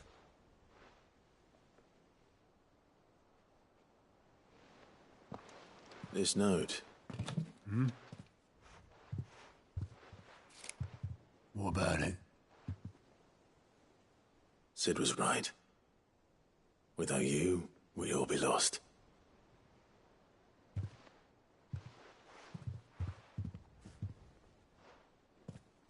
He should have bloody well said so then. Just once. Before he went. But then, why would he? Him, or anyone?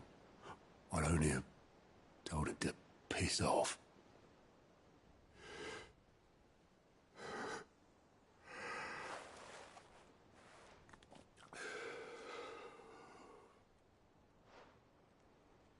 You're wrong, though. Both of you. It was never just me keeping the hideaway afloat. It was all of us. I just shoved people in the right direction. I barely seem to be able to do that anymore.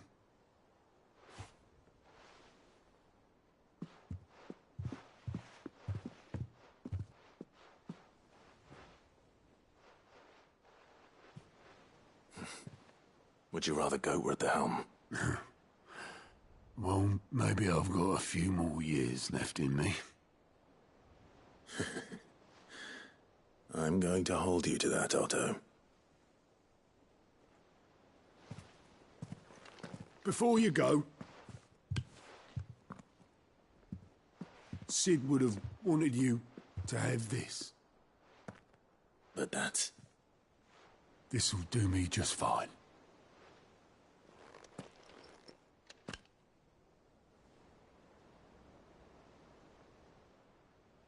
Thanks for the ray of sunshine. I'll see if I can't pay you back. Already have.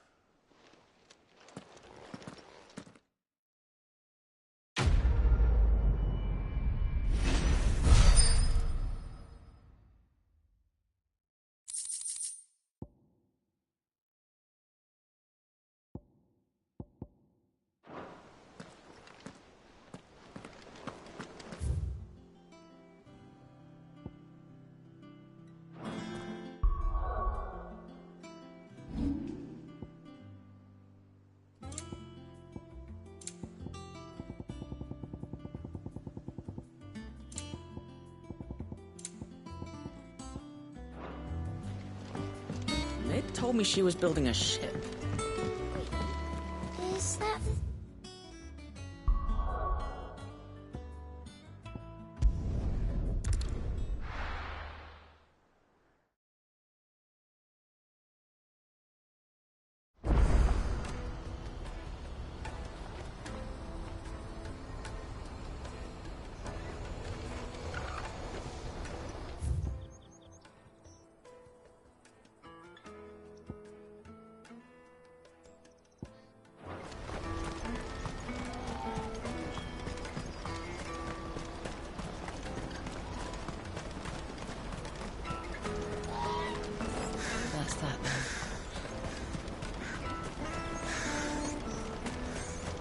There are no crystals here.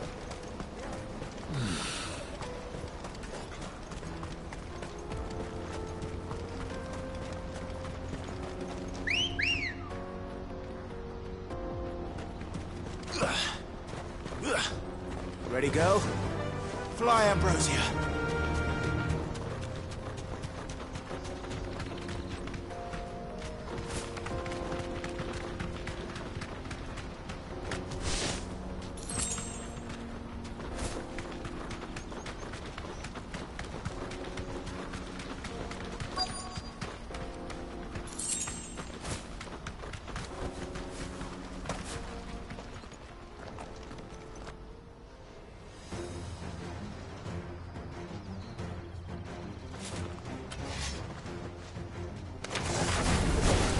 The one who's been sticking his nose in our business. You should have minded your own.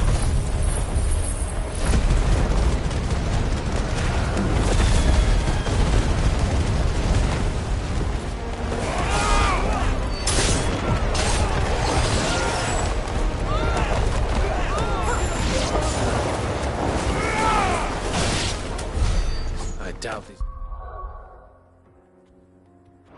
ringleaders. But at least we know we're on the right track.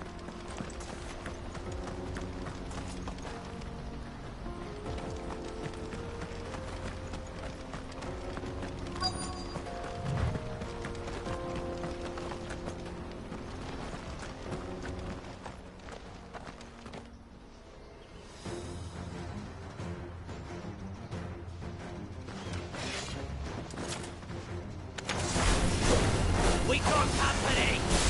That's a lot.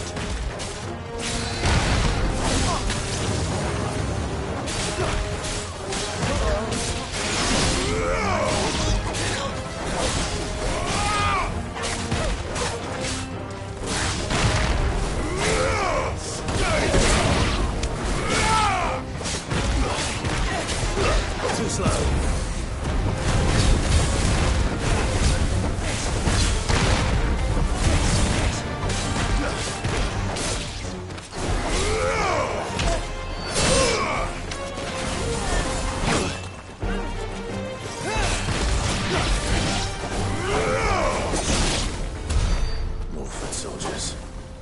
Fewer now.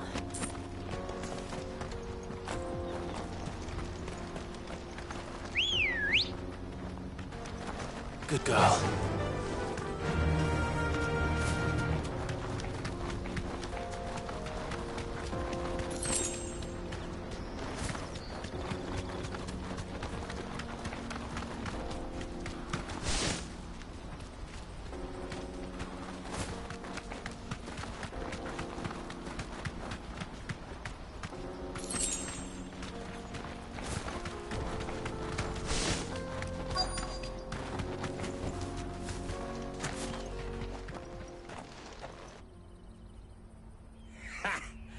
Not a bad haul today, eh? Aye.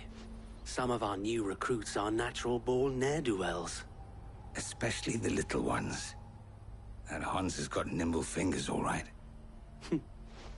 It'll be a shame when they chop them off. But till then, let's make the most of it. Scum. The leaders of the cast stones, I take it. They don't deserve any mercy, Clive. I wasn't planning on showing them any. We're ready when you are, Theodore. Oh, I'm ready.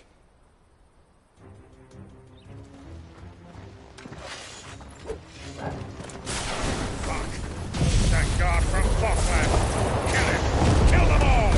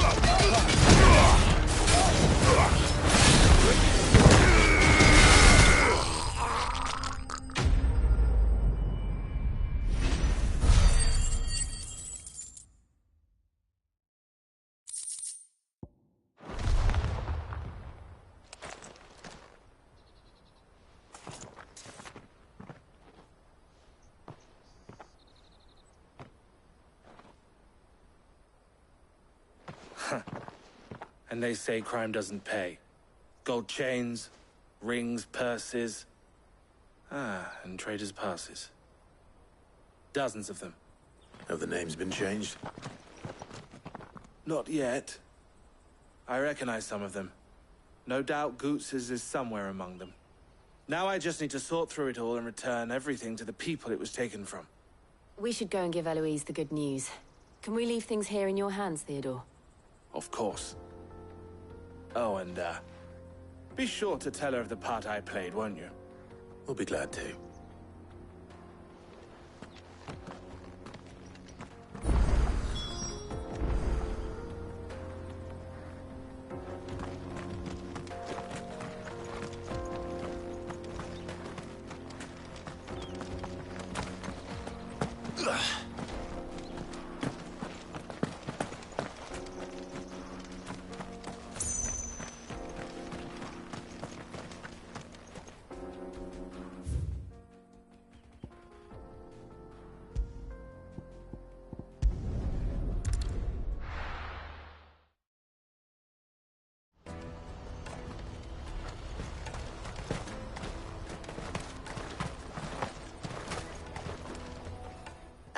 Clive, how goes the hunt? My brother isn't getting in your way, I trust? Quite the opposite.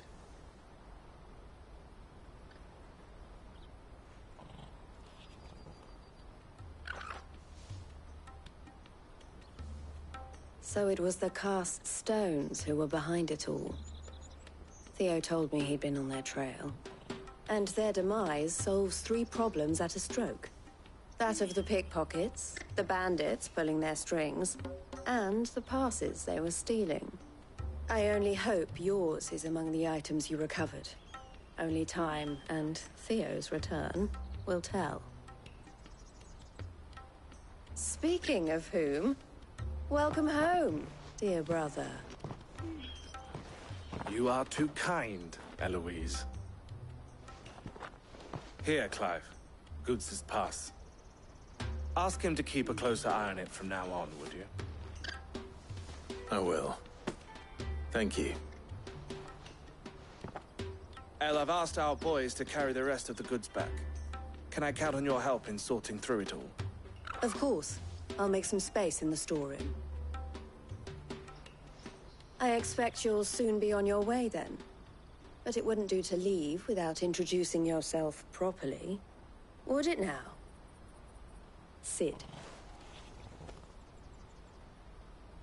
Don't look so shocked. We're on the same side. I don't understand. As you now know all too well, we at the Crimson Caravans are always happy to help those in need. For a small fee, we will move anything that needs moving. Be that goods to market, or bearers away from it. I was the first my sister helped escape. If it wasn't for her, I'd have been branded as a boy. I had no idea. It just so happens that we are seeking to expand our operation. And who better to join forces with than the leader in the field? Wouldn't you agree, Theo? I would. It seems our purpose is the same in more ways than one. So what would you say to working together again? It would be our pleasure. And our honor. The honor is ours. Here, Clive. This is for you.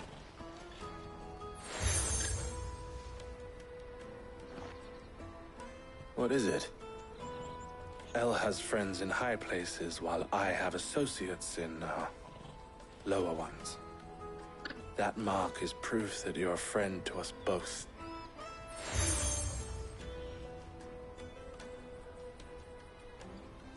I shall bear it with pride. Well, all that remains is to wish you a safe onward journey.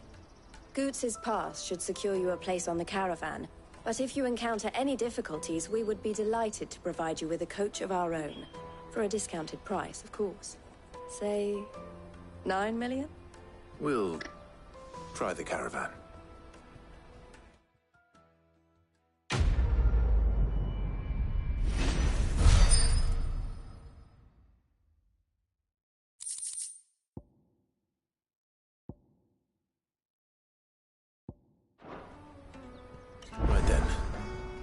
Let's get this back to Goots. And then it's on to the Dominion.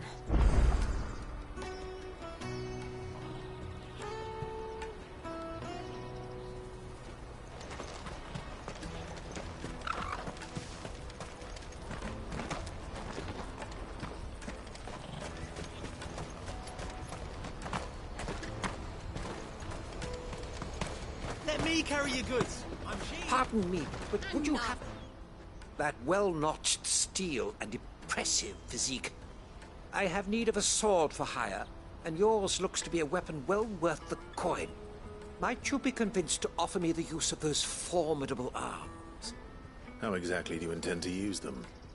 Well, being something of a scholar of Zemeckis history, I wish to investigate the ruins near the city, and I require a rugged companion, lest I find myself waylaid by ne'er-do-wells or the beasts sent to Rome. Should you accept, you will not only earn yourself material wealth, but partake of the true treasure that awaits us there. Well, will you My arms are yours. Wonderful!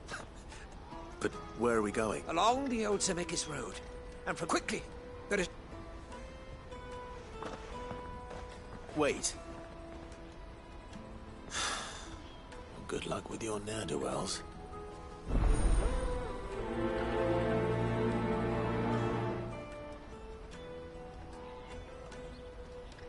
Benjamin. Sure he doesn't get himself killed.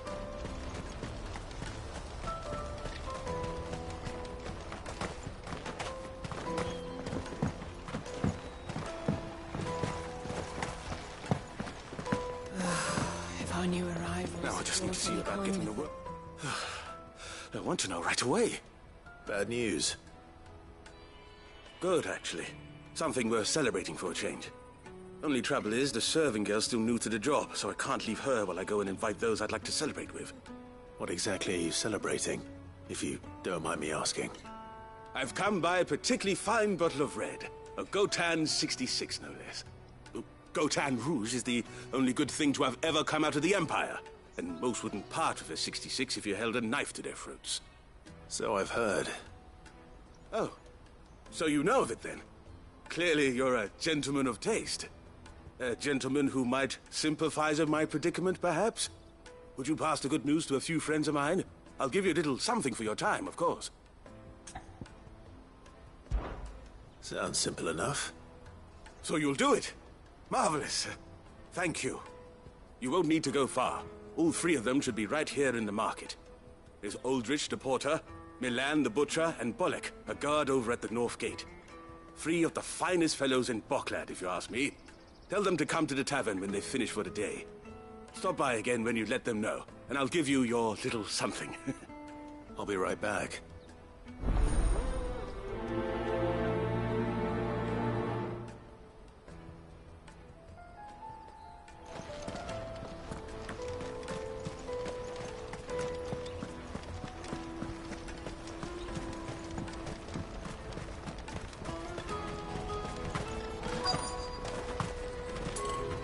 Out of my sight, wretch.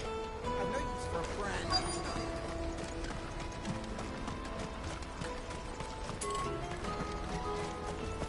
Porter for hire. I see you've been of some assistance to Eloise. Perhaps you can extend me the same kindness? Perhaps. What would I be doing? Finding someone.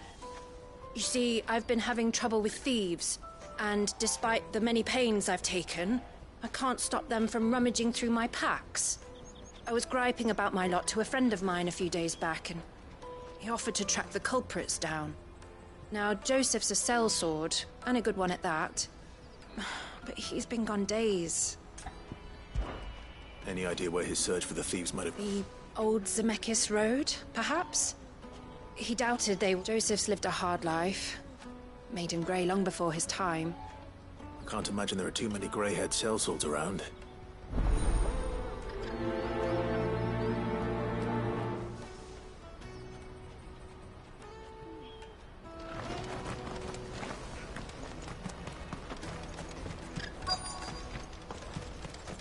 Hurry, man. I must leave for the Dominion. I've been asked to find Aldrich, the porter. I don't suppose that's you, is it? That's me right enough. You need something delivered? The innkeeper sent me. He said there's a cup of Gotan 66 with your name on it when you're done for the day. A 66? Look at me. If he's just got hold of it now, it must have been in the crates he had me carry down from Sambrek. From the Empire to Boklad. You must be a braver man than most. That's a treacherous route at the best of times. Such is the porter's lot. There's not a patch of storm these feet haven't traipsed across. They'd Soraflam one day, then off to Canva the next. The farther you're willing to go, the fatter the purse. Which is why there's no shortage of competition for some of the longer routes. I'd say I've done enough for today to earn myself a cup of something tasty. Thanks for letting me know.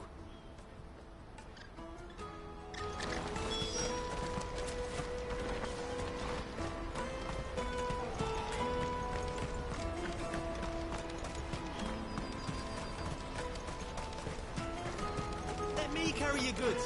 I'm cheap. Peaches and pears, beets and beans.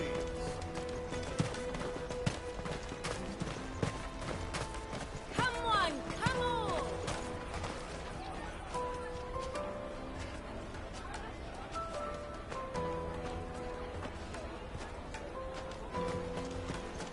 Caravan stops next. Juicy pears! What I really want. I'll take the large one. Come, taste my peaches! They're sweet as nectar. You won't find anything of this quality in Twinside. Are you Milan, the butcher? That's me. What can I do for you? The innkeeper's just had a special delivery. He thought you might like to join him for a cup of wine after you pack up for the day. He knows me only too well. And I've got a ham here that will go handsomely with a nice drop. Wine and ham to spare. Boklad clearly isn't suffering then. Comes with being the place everyone has to pass through to get to everywhere else. Those who travel the Crystal Road bring all manner of goods with them.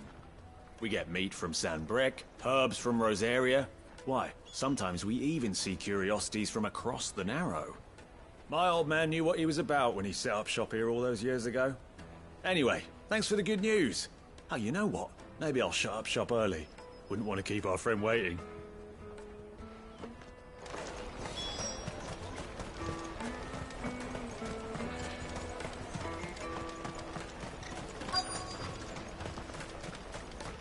Get us through! I'm looking for Bolek. I was told he'd be guarding the gate. Well, you found him. You're not here to enlist, I take it? The innkeeper sent me. He's just taken delivery of a rare vintage, a Gotan 66. He thought you might like a cup. I've never said no to a goat hand. I'm not about to start now. Thanks for letting me know. You must be a busy man. The market would be flooded with refugees if we weren't here to stem the flow. Oh, my heart goes out to them, all right, but we've got our orders. No papers, no passage. Plenty try to slip past us nonetheless. And every now and then, one of them's foolish enough to try and force their way through. And when they do, well, things can get nasty. You know what?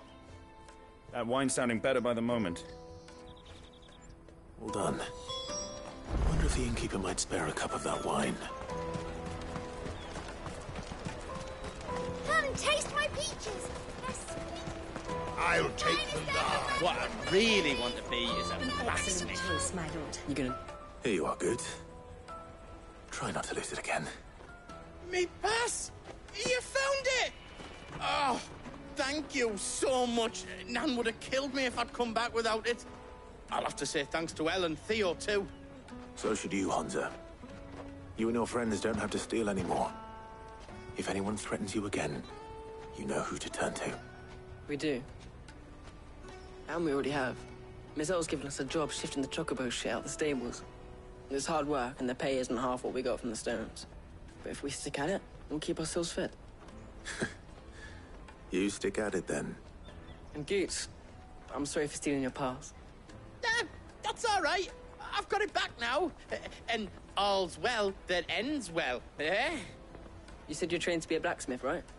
Well, I'm gonna be your first customer. I'm gonna save up all my gil and get you to make me a massive sword. I'll do me best. Till then, eh?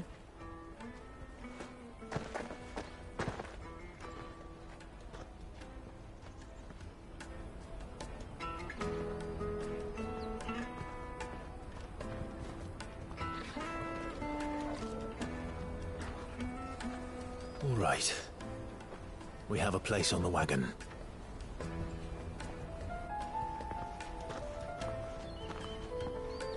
Remember, Goots, we're mercenaries. You hired us to protect you. But mercenaries... And you remember the plan? You're to ride all the way to Twinside. Jill and I will go with you as far as the outskirts, then find our own way in. I'll buy that stuff I need. Right. And we'll scout out the Imperial's defenses. There's a square with a big bell tower right in the middle of town. If you get lost, or out goes wrong, we can meet up there. Right. Let's go.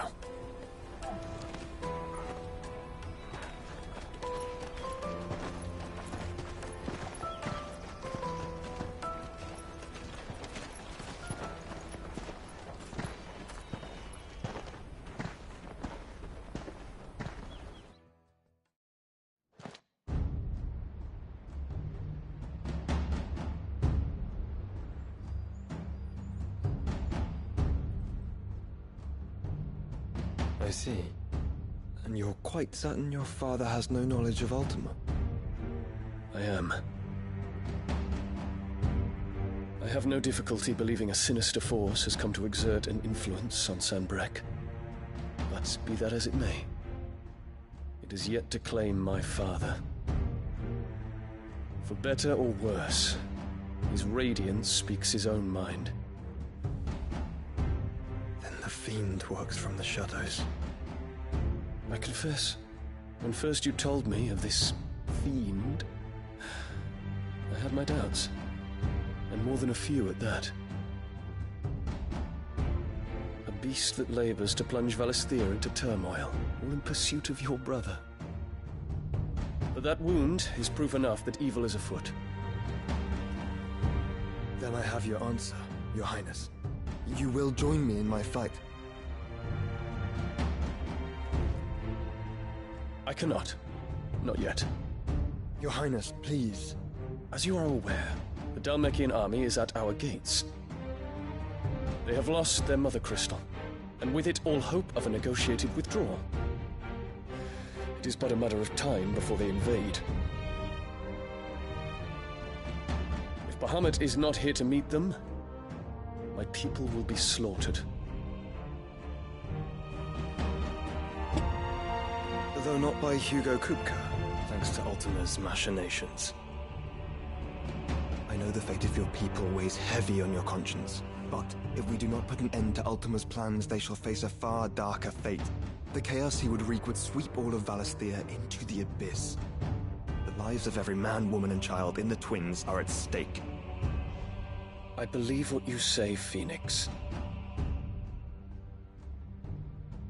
But I have duties of my own, and I must discharge them. Come what may.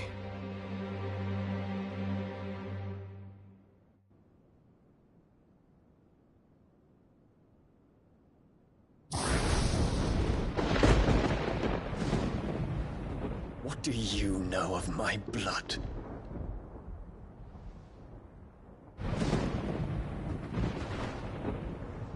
I know that it is wholly unworthy of the highest offices of state, which rightly belong to those of purer breeding. Alas. Your bloodline runs through the Oriflamme gutter, from a whore who weighed her child's worth in gil.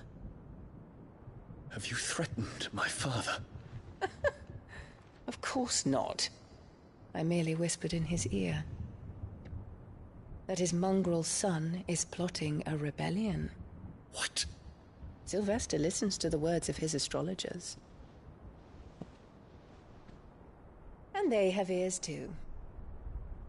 You have been feeding them your lies! Should you remain loyal to Emperor Olivier, his radiance may yet crown your head with laurel, and not with tar. Fork-tongued witch!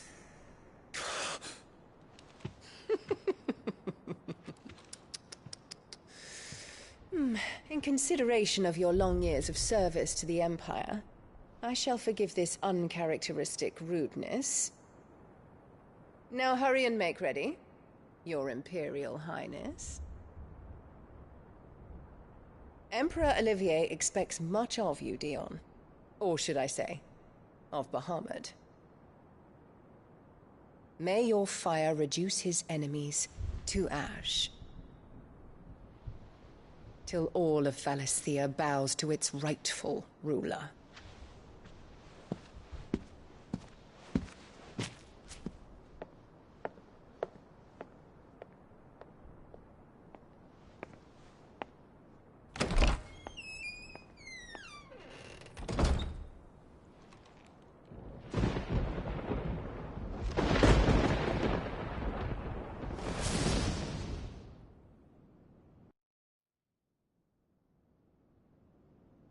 There is another darkness that has taken hold of Sanbreque.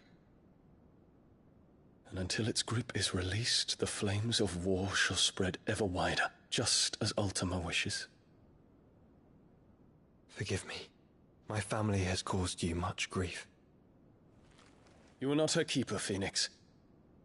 This is a matter for the Imperial household now, and as a member of that household, it falls to me to resolve it.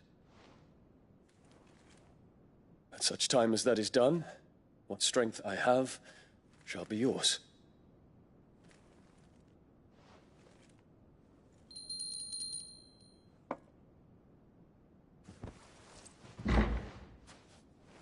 Thank you, Your Highness. Let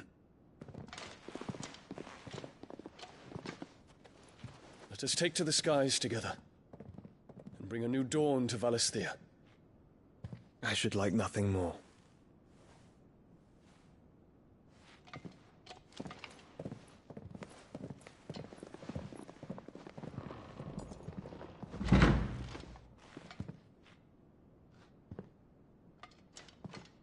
Terence. My prince. Tell me true. Do you believe what I'm about to do is wrong?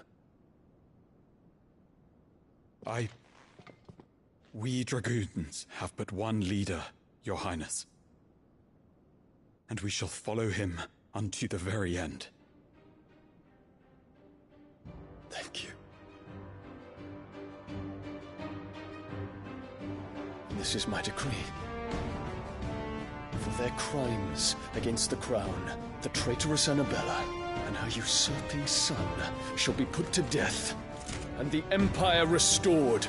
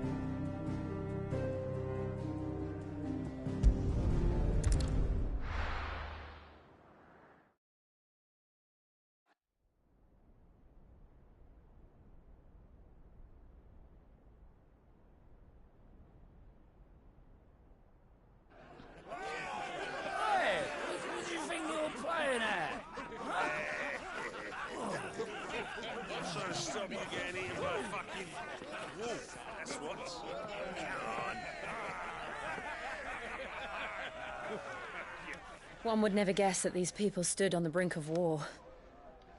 They're afraid. They turn to drink to forget their fears. Anything you want to forget?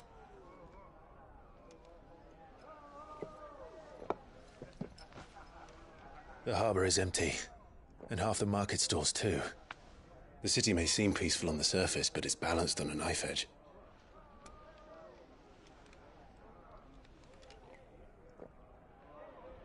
Were we to give it a nudge, it might be just the distraction we need to reach the Mother Crystal. I thought you might say that. We should send for Gav. We'll need someone to keep the fires we start from going out. And we can busy ourselves scheming until he gets here. I'll send a Stolas then.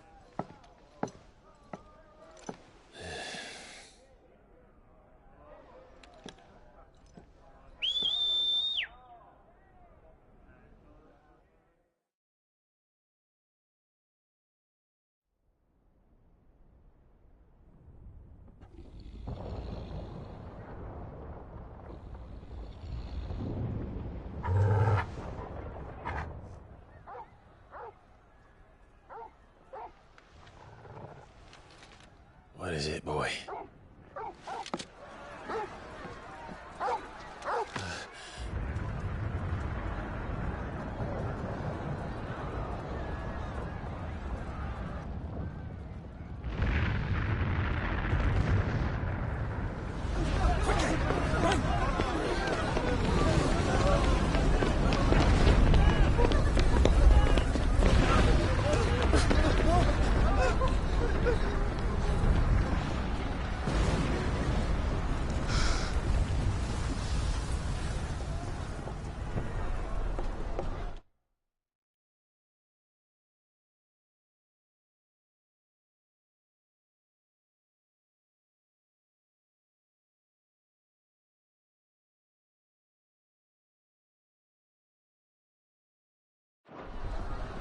What's happening? I don't know.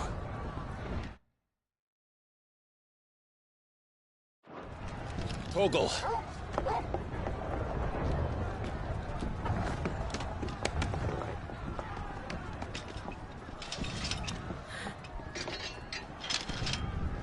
This way.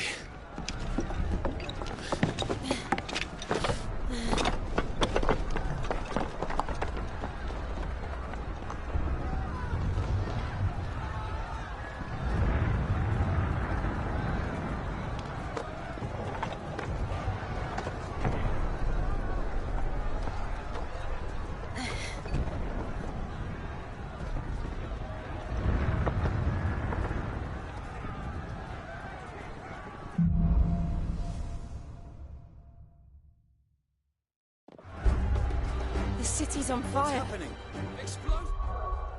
I'm sure Goots is fine. He'll be making for the square. The one with the bell tower. In the middle of town, right?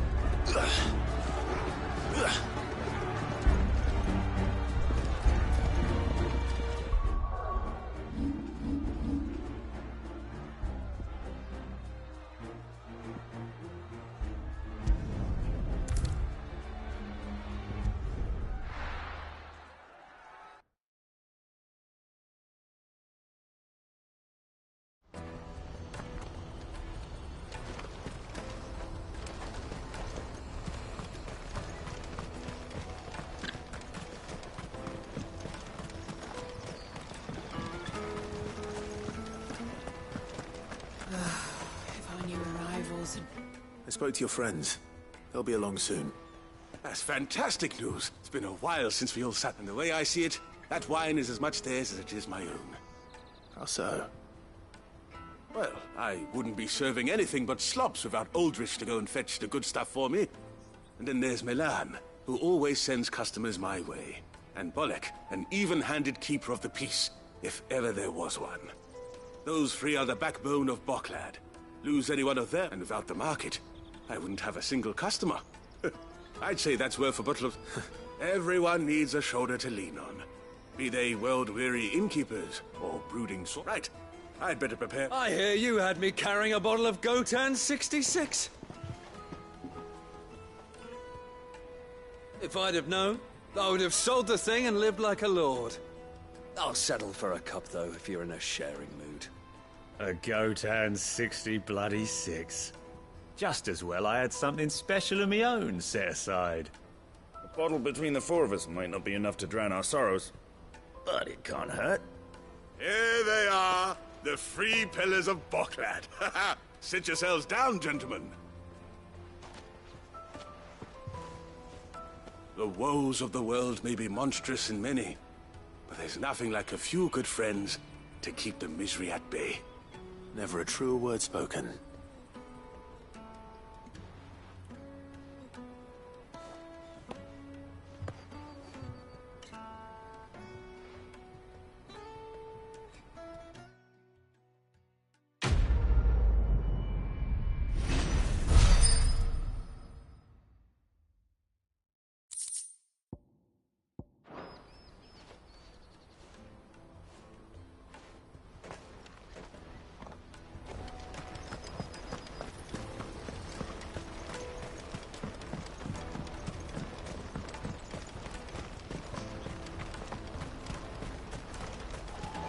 man. I must leave for the Dominion post haste. I am hurrying. Whatever left poor Joseph Grey didn't leave him jaded. That's that then.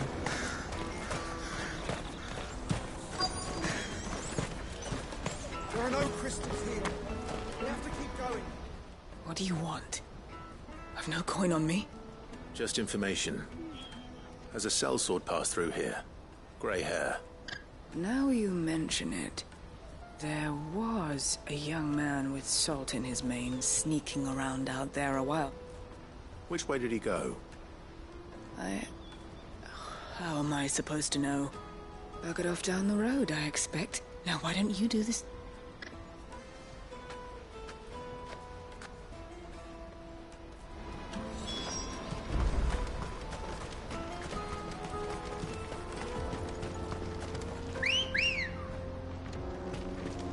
Good girl. Faster! Why am I not surprised?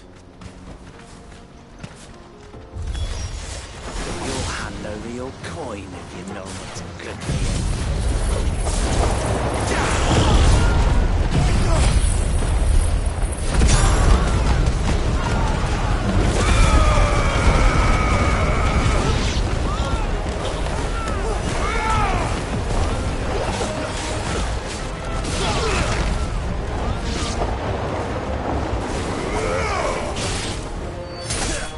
It's over!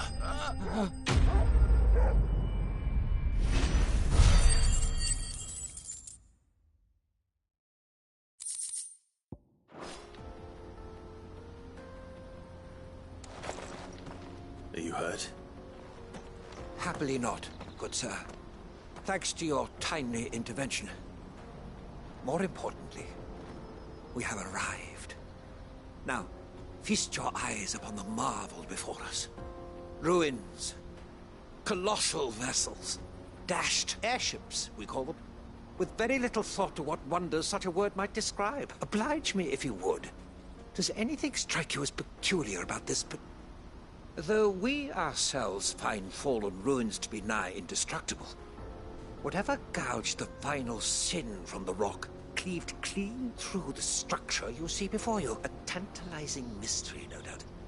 But merely one of countless enigmas. Come, good sir. Our expert...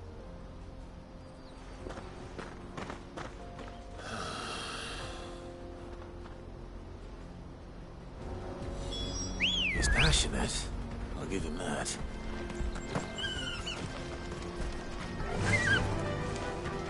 Yeah!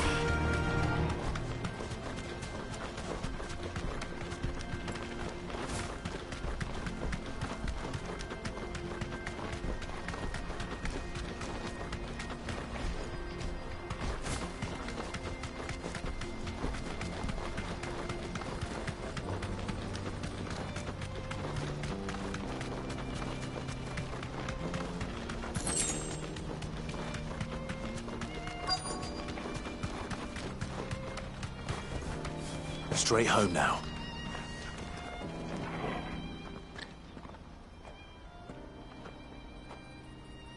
We don't want any trouble. Neither do I. I'm looking for someone.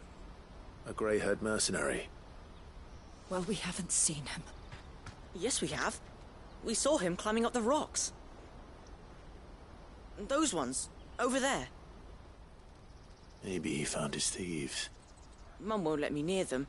She said there's goblins up there, and that they eat little boys for dinner. Shh, now. I only told him what you said. I'd listen to your mother if I...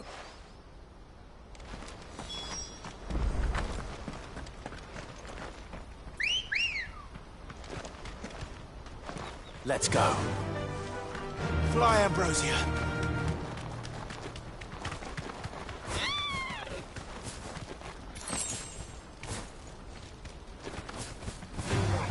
All right.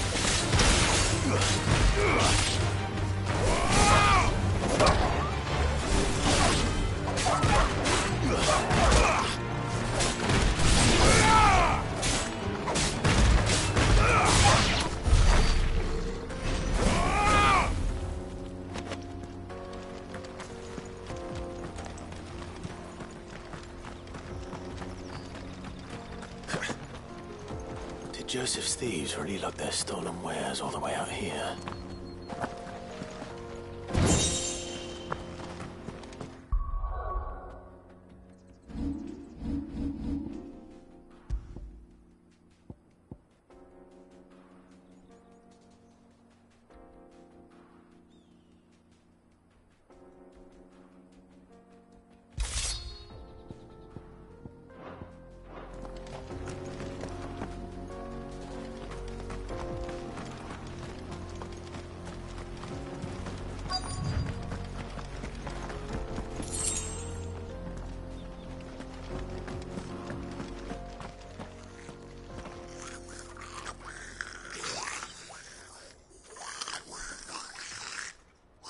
I think we've found our thieves. They don't look happy to see me. Nice try.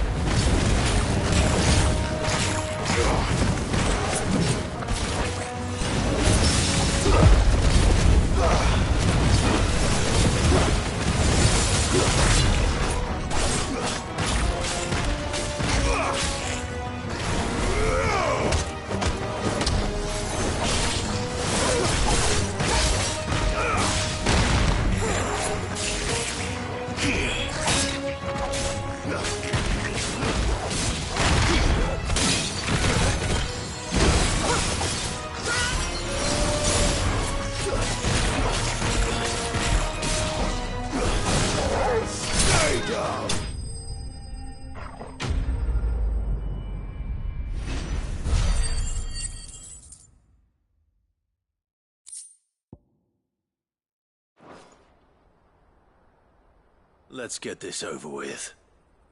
Stop!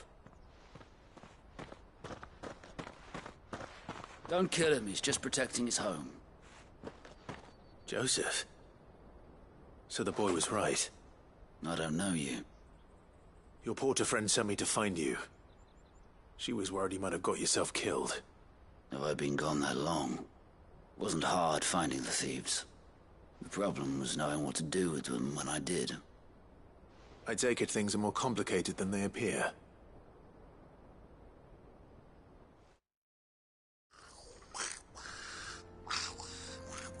I'd all but ruled out bandits before I even left the market. You know why that is? Because our thieves had no interest in gold or gems, or anything they couldn't eat for that matter. Add to that the rumors of goblins in the area, and the mystery practically solved itself. I soon found their cozy little homestead and all the missing food. I launched myself at them, full of righteous fury, but their leader was the only one who moved to meet me. The others, they huddled around that food, ready to die protecting it. They stole because it was that or starvation. I've been there myself, back when times were hard. So you spared them? And earned their trust into the bargain by the look of it. These goblins aren't native to the area. They don't know how to survive such barren lands, so I've been teaching them. And once they've learned to hunt and forage, they won't be fool enough to risk their necks in Boglad. I'm impressed. I didn't know goblins could be reasoned with. Do me a favor. Let the porter know I'm safe. I'll head back to the market once my work here is done. Oh, and don't mention the goblins. I don't want people coming here brandishing pitchforks. Not now this lot have sworn off thieving. Your secret's safe with me. I appreciate it. Thank you.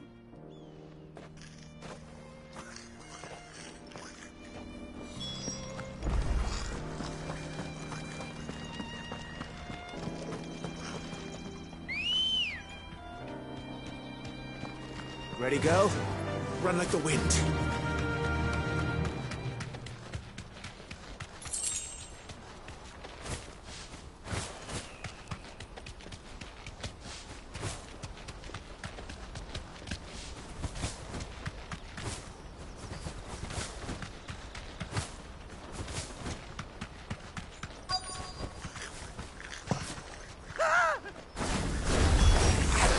All right then.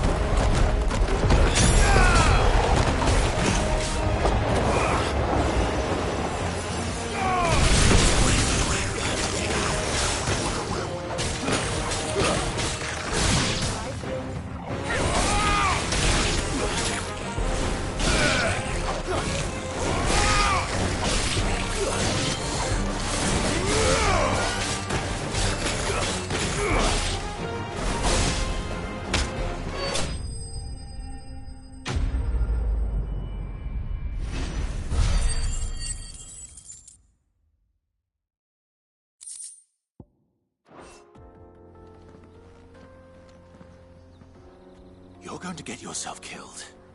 Oh, that would not do. That would not do at all. Not when such majesty stretches out before us. Behold, the final sin in all its glory. As Moss tells us, a battle was fought here in ancient times.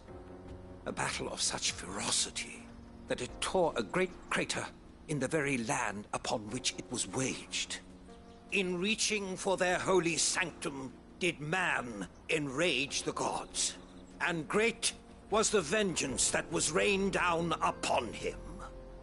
Alas, the full truth of the matter is lost to time, though I live in hope that I might see it discovered. But we must not dwell upon such things. There is more yet to see. Onward! History awaits!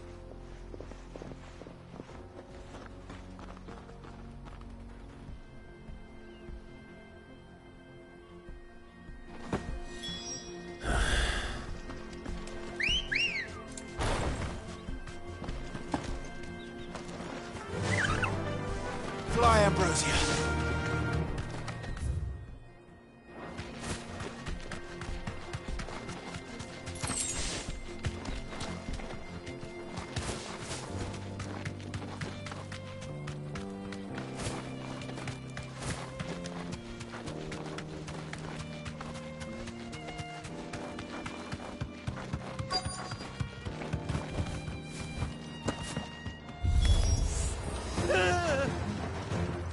Oh no.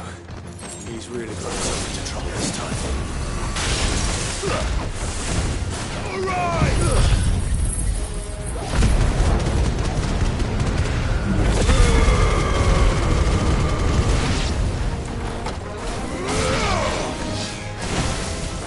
Oh good.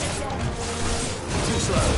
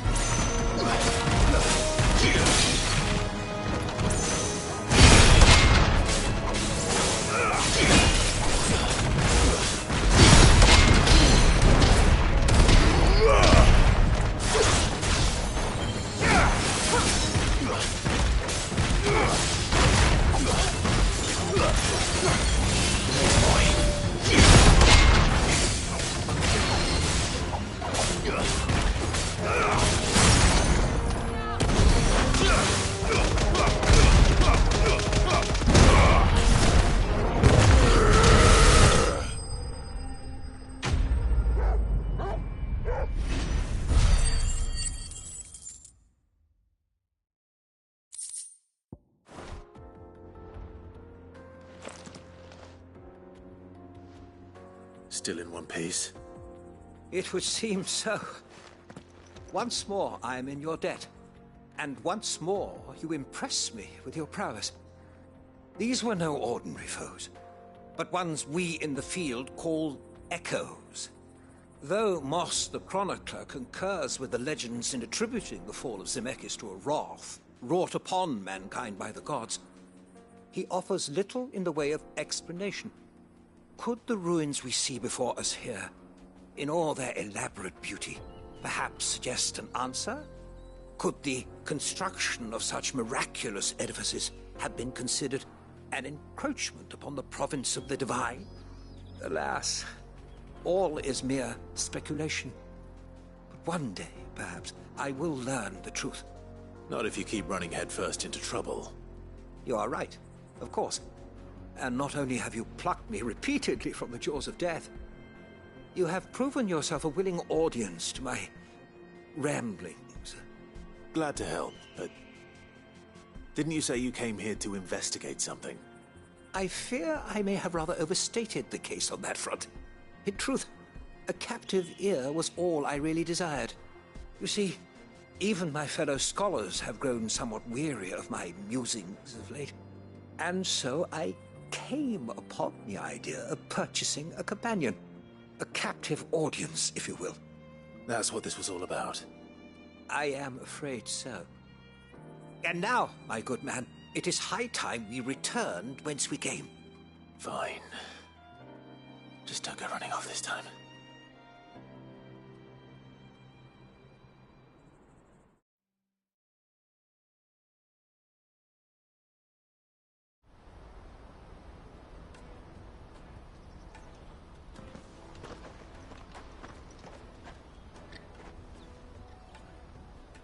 And so ends a delightful day. Here, your reward for humoring my selfish whims, plus a little extra for the trouble I have put you to.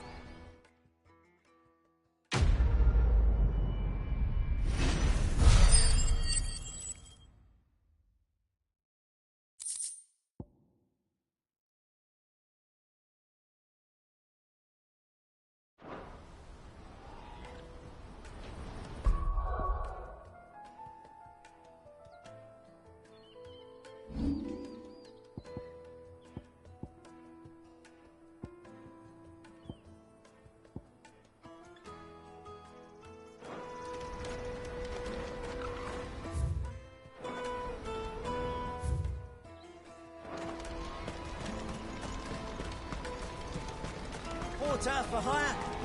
Best servant. Joseph's fine. We'll be back once he's tied up a few loose ends. That's a weight off my shoulders. He certainly knows his business. You found your thieves all right. And I dare say they won't be coming back. A good man to have around, that Joseph. And if he says there'll be no more thieving, that's good enough for me. Thank you for putting my mind at ease. Here, for your troubles.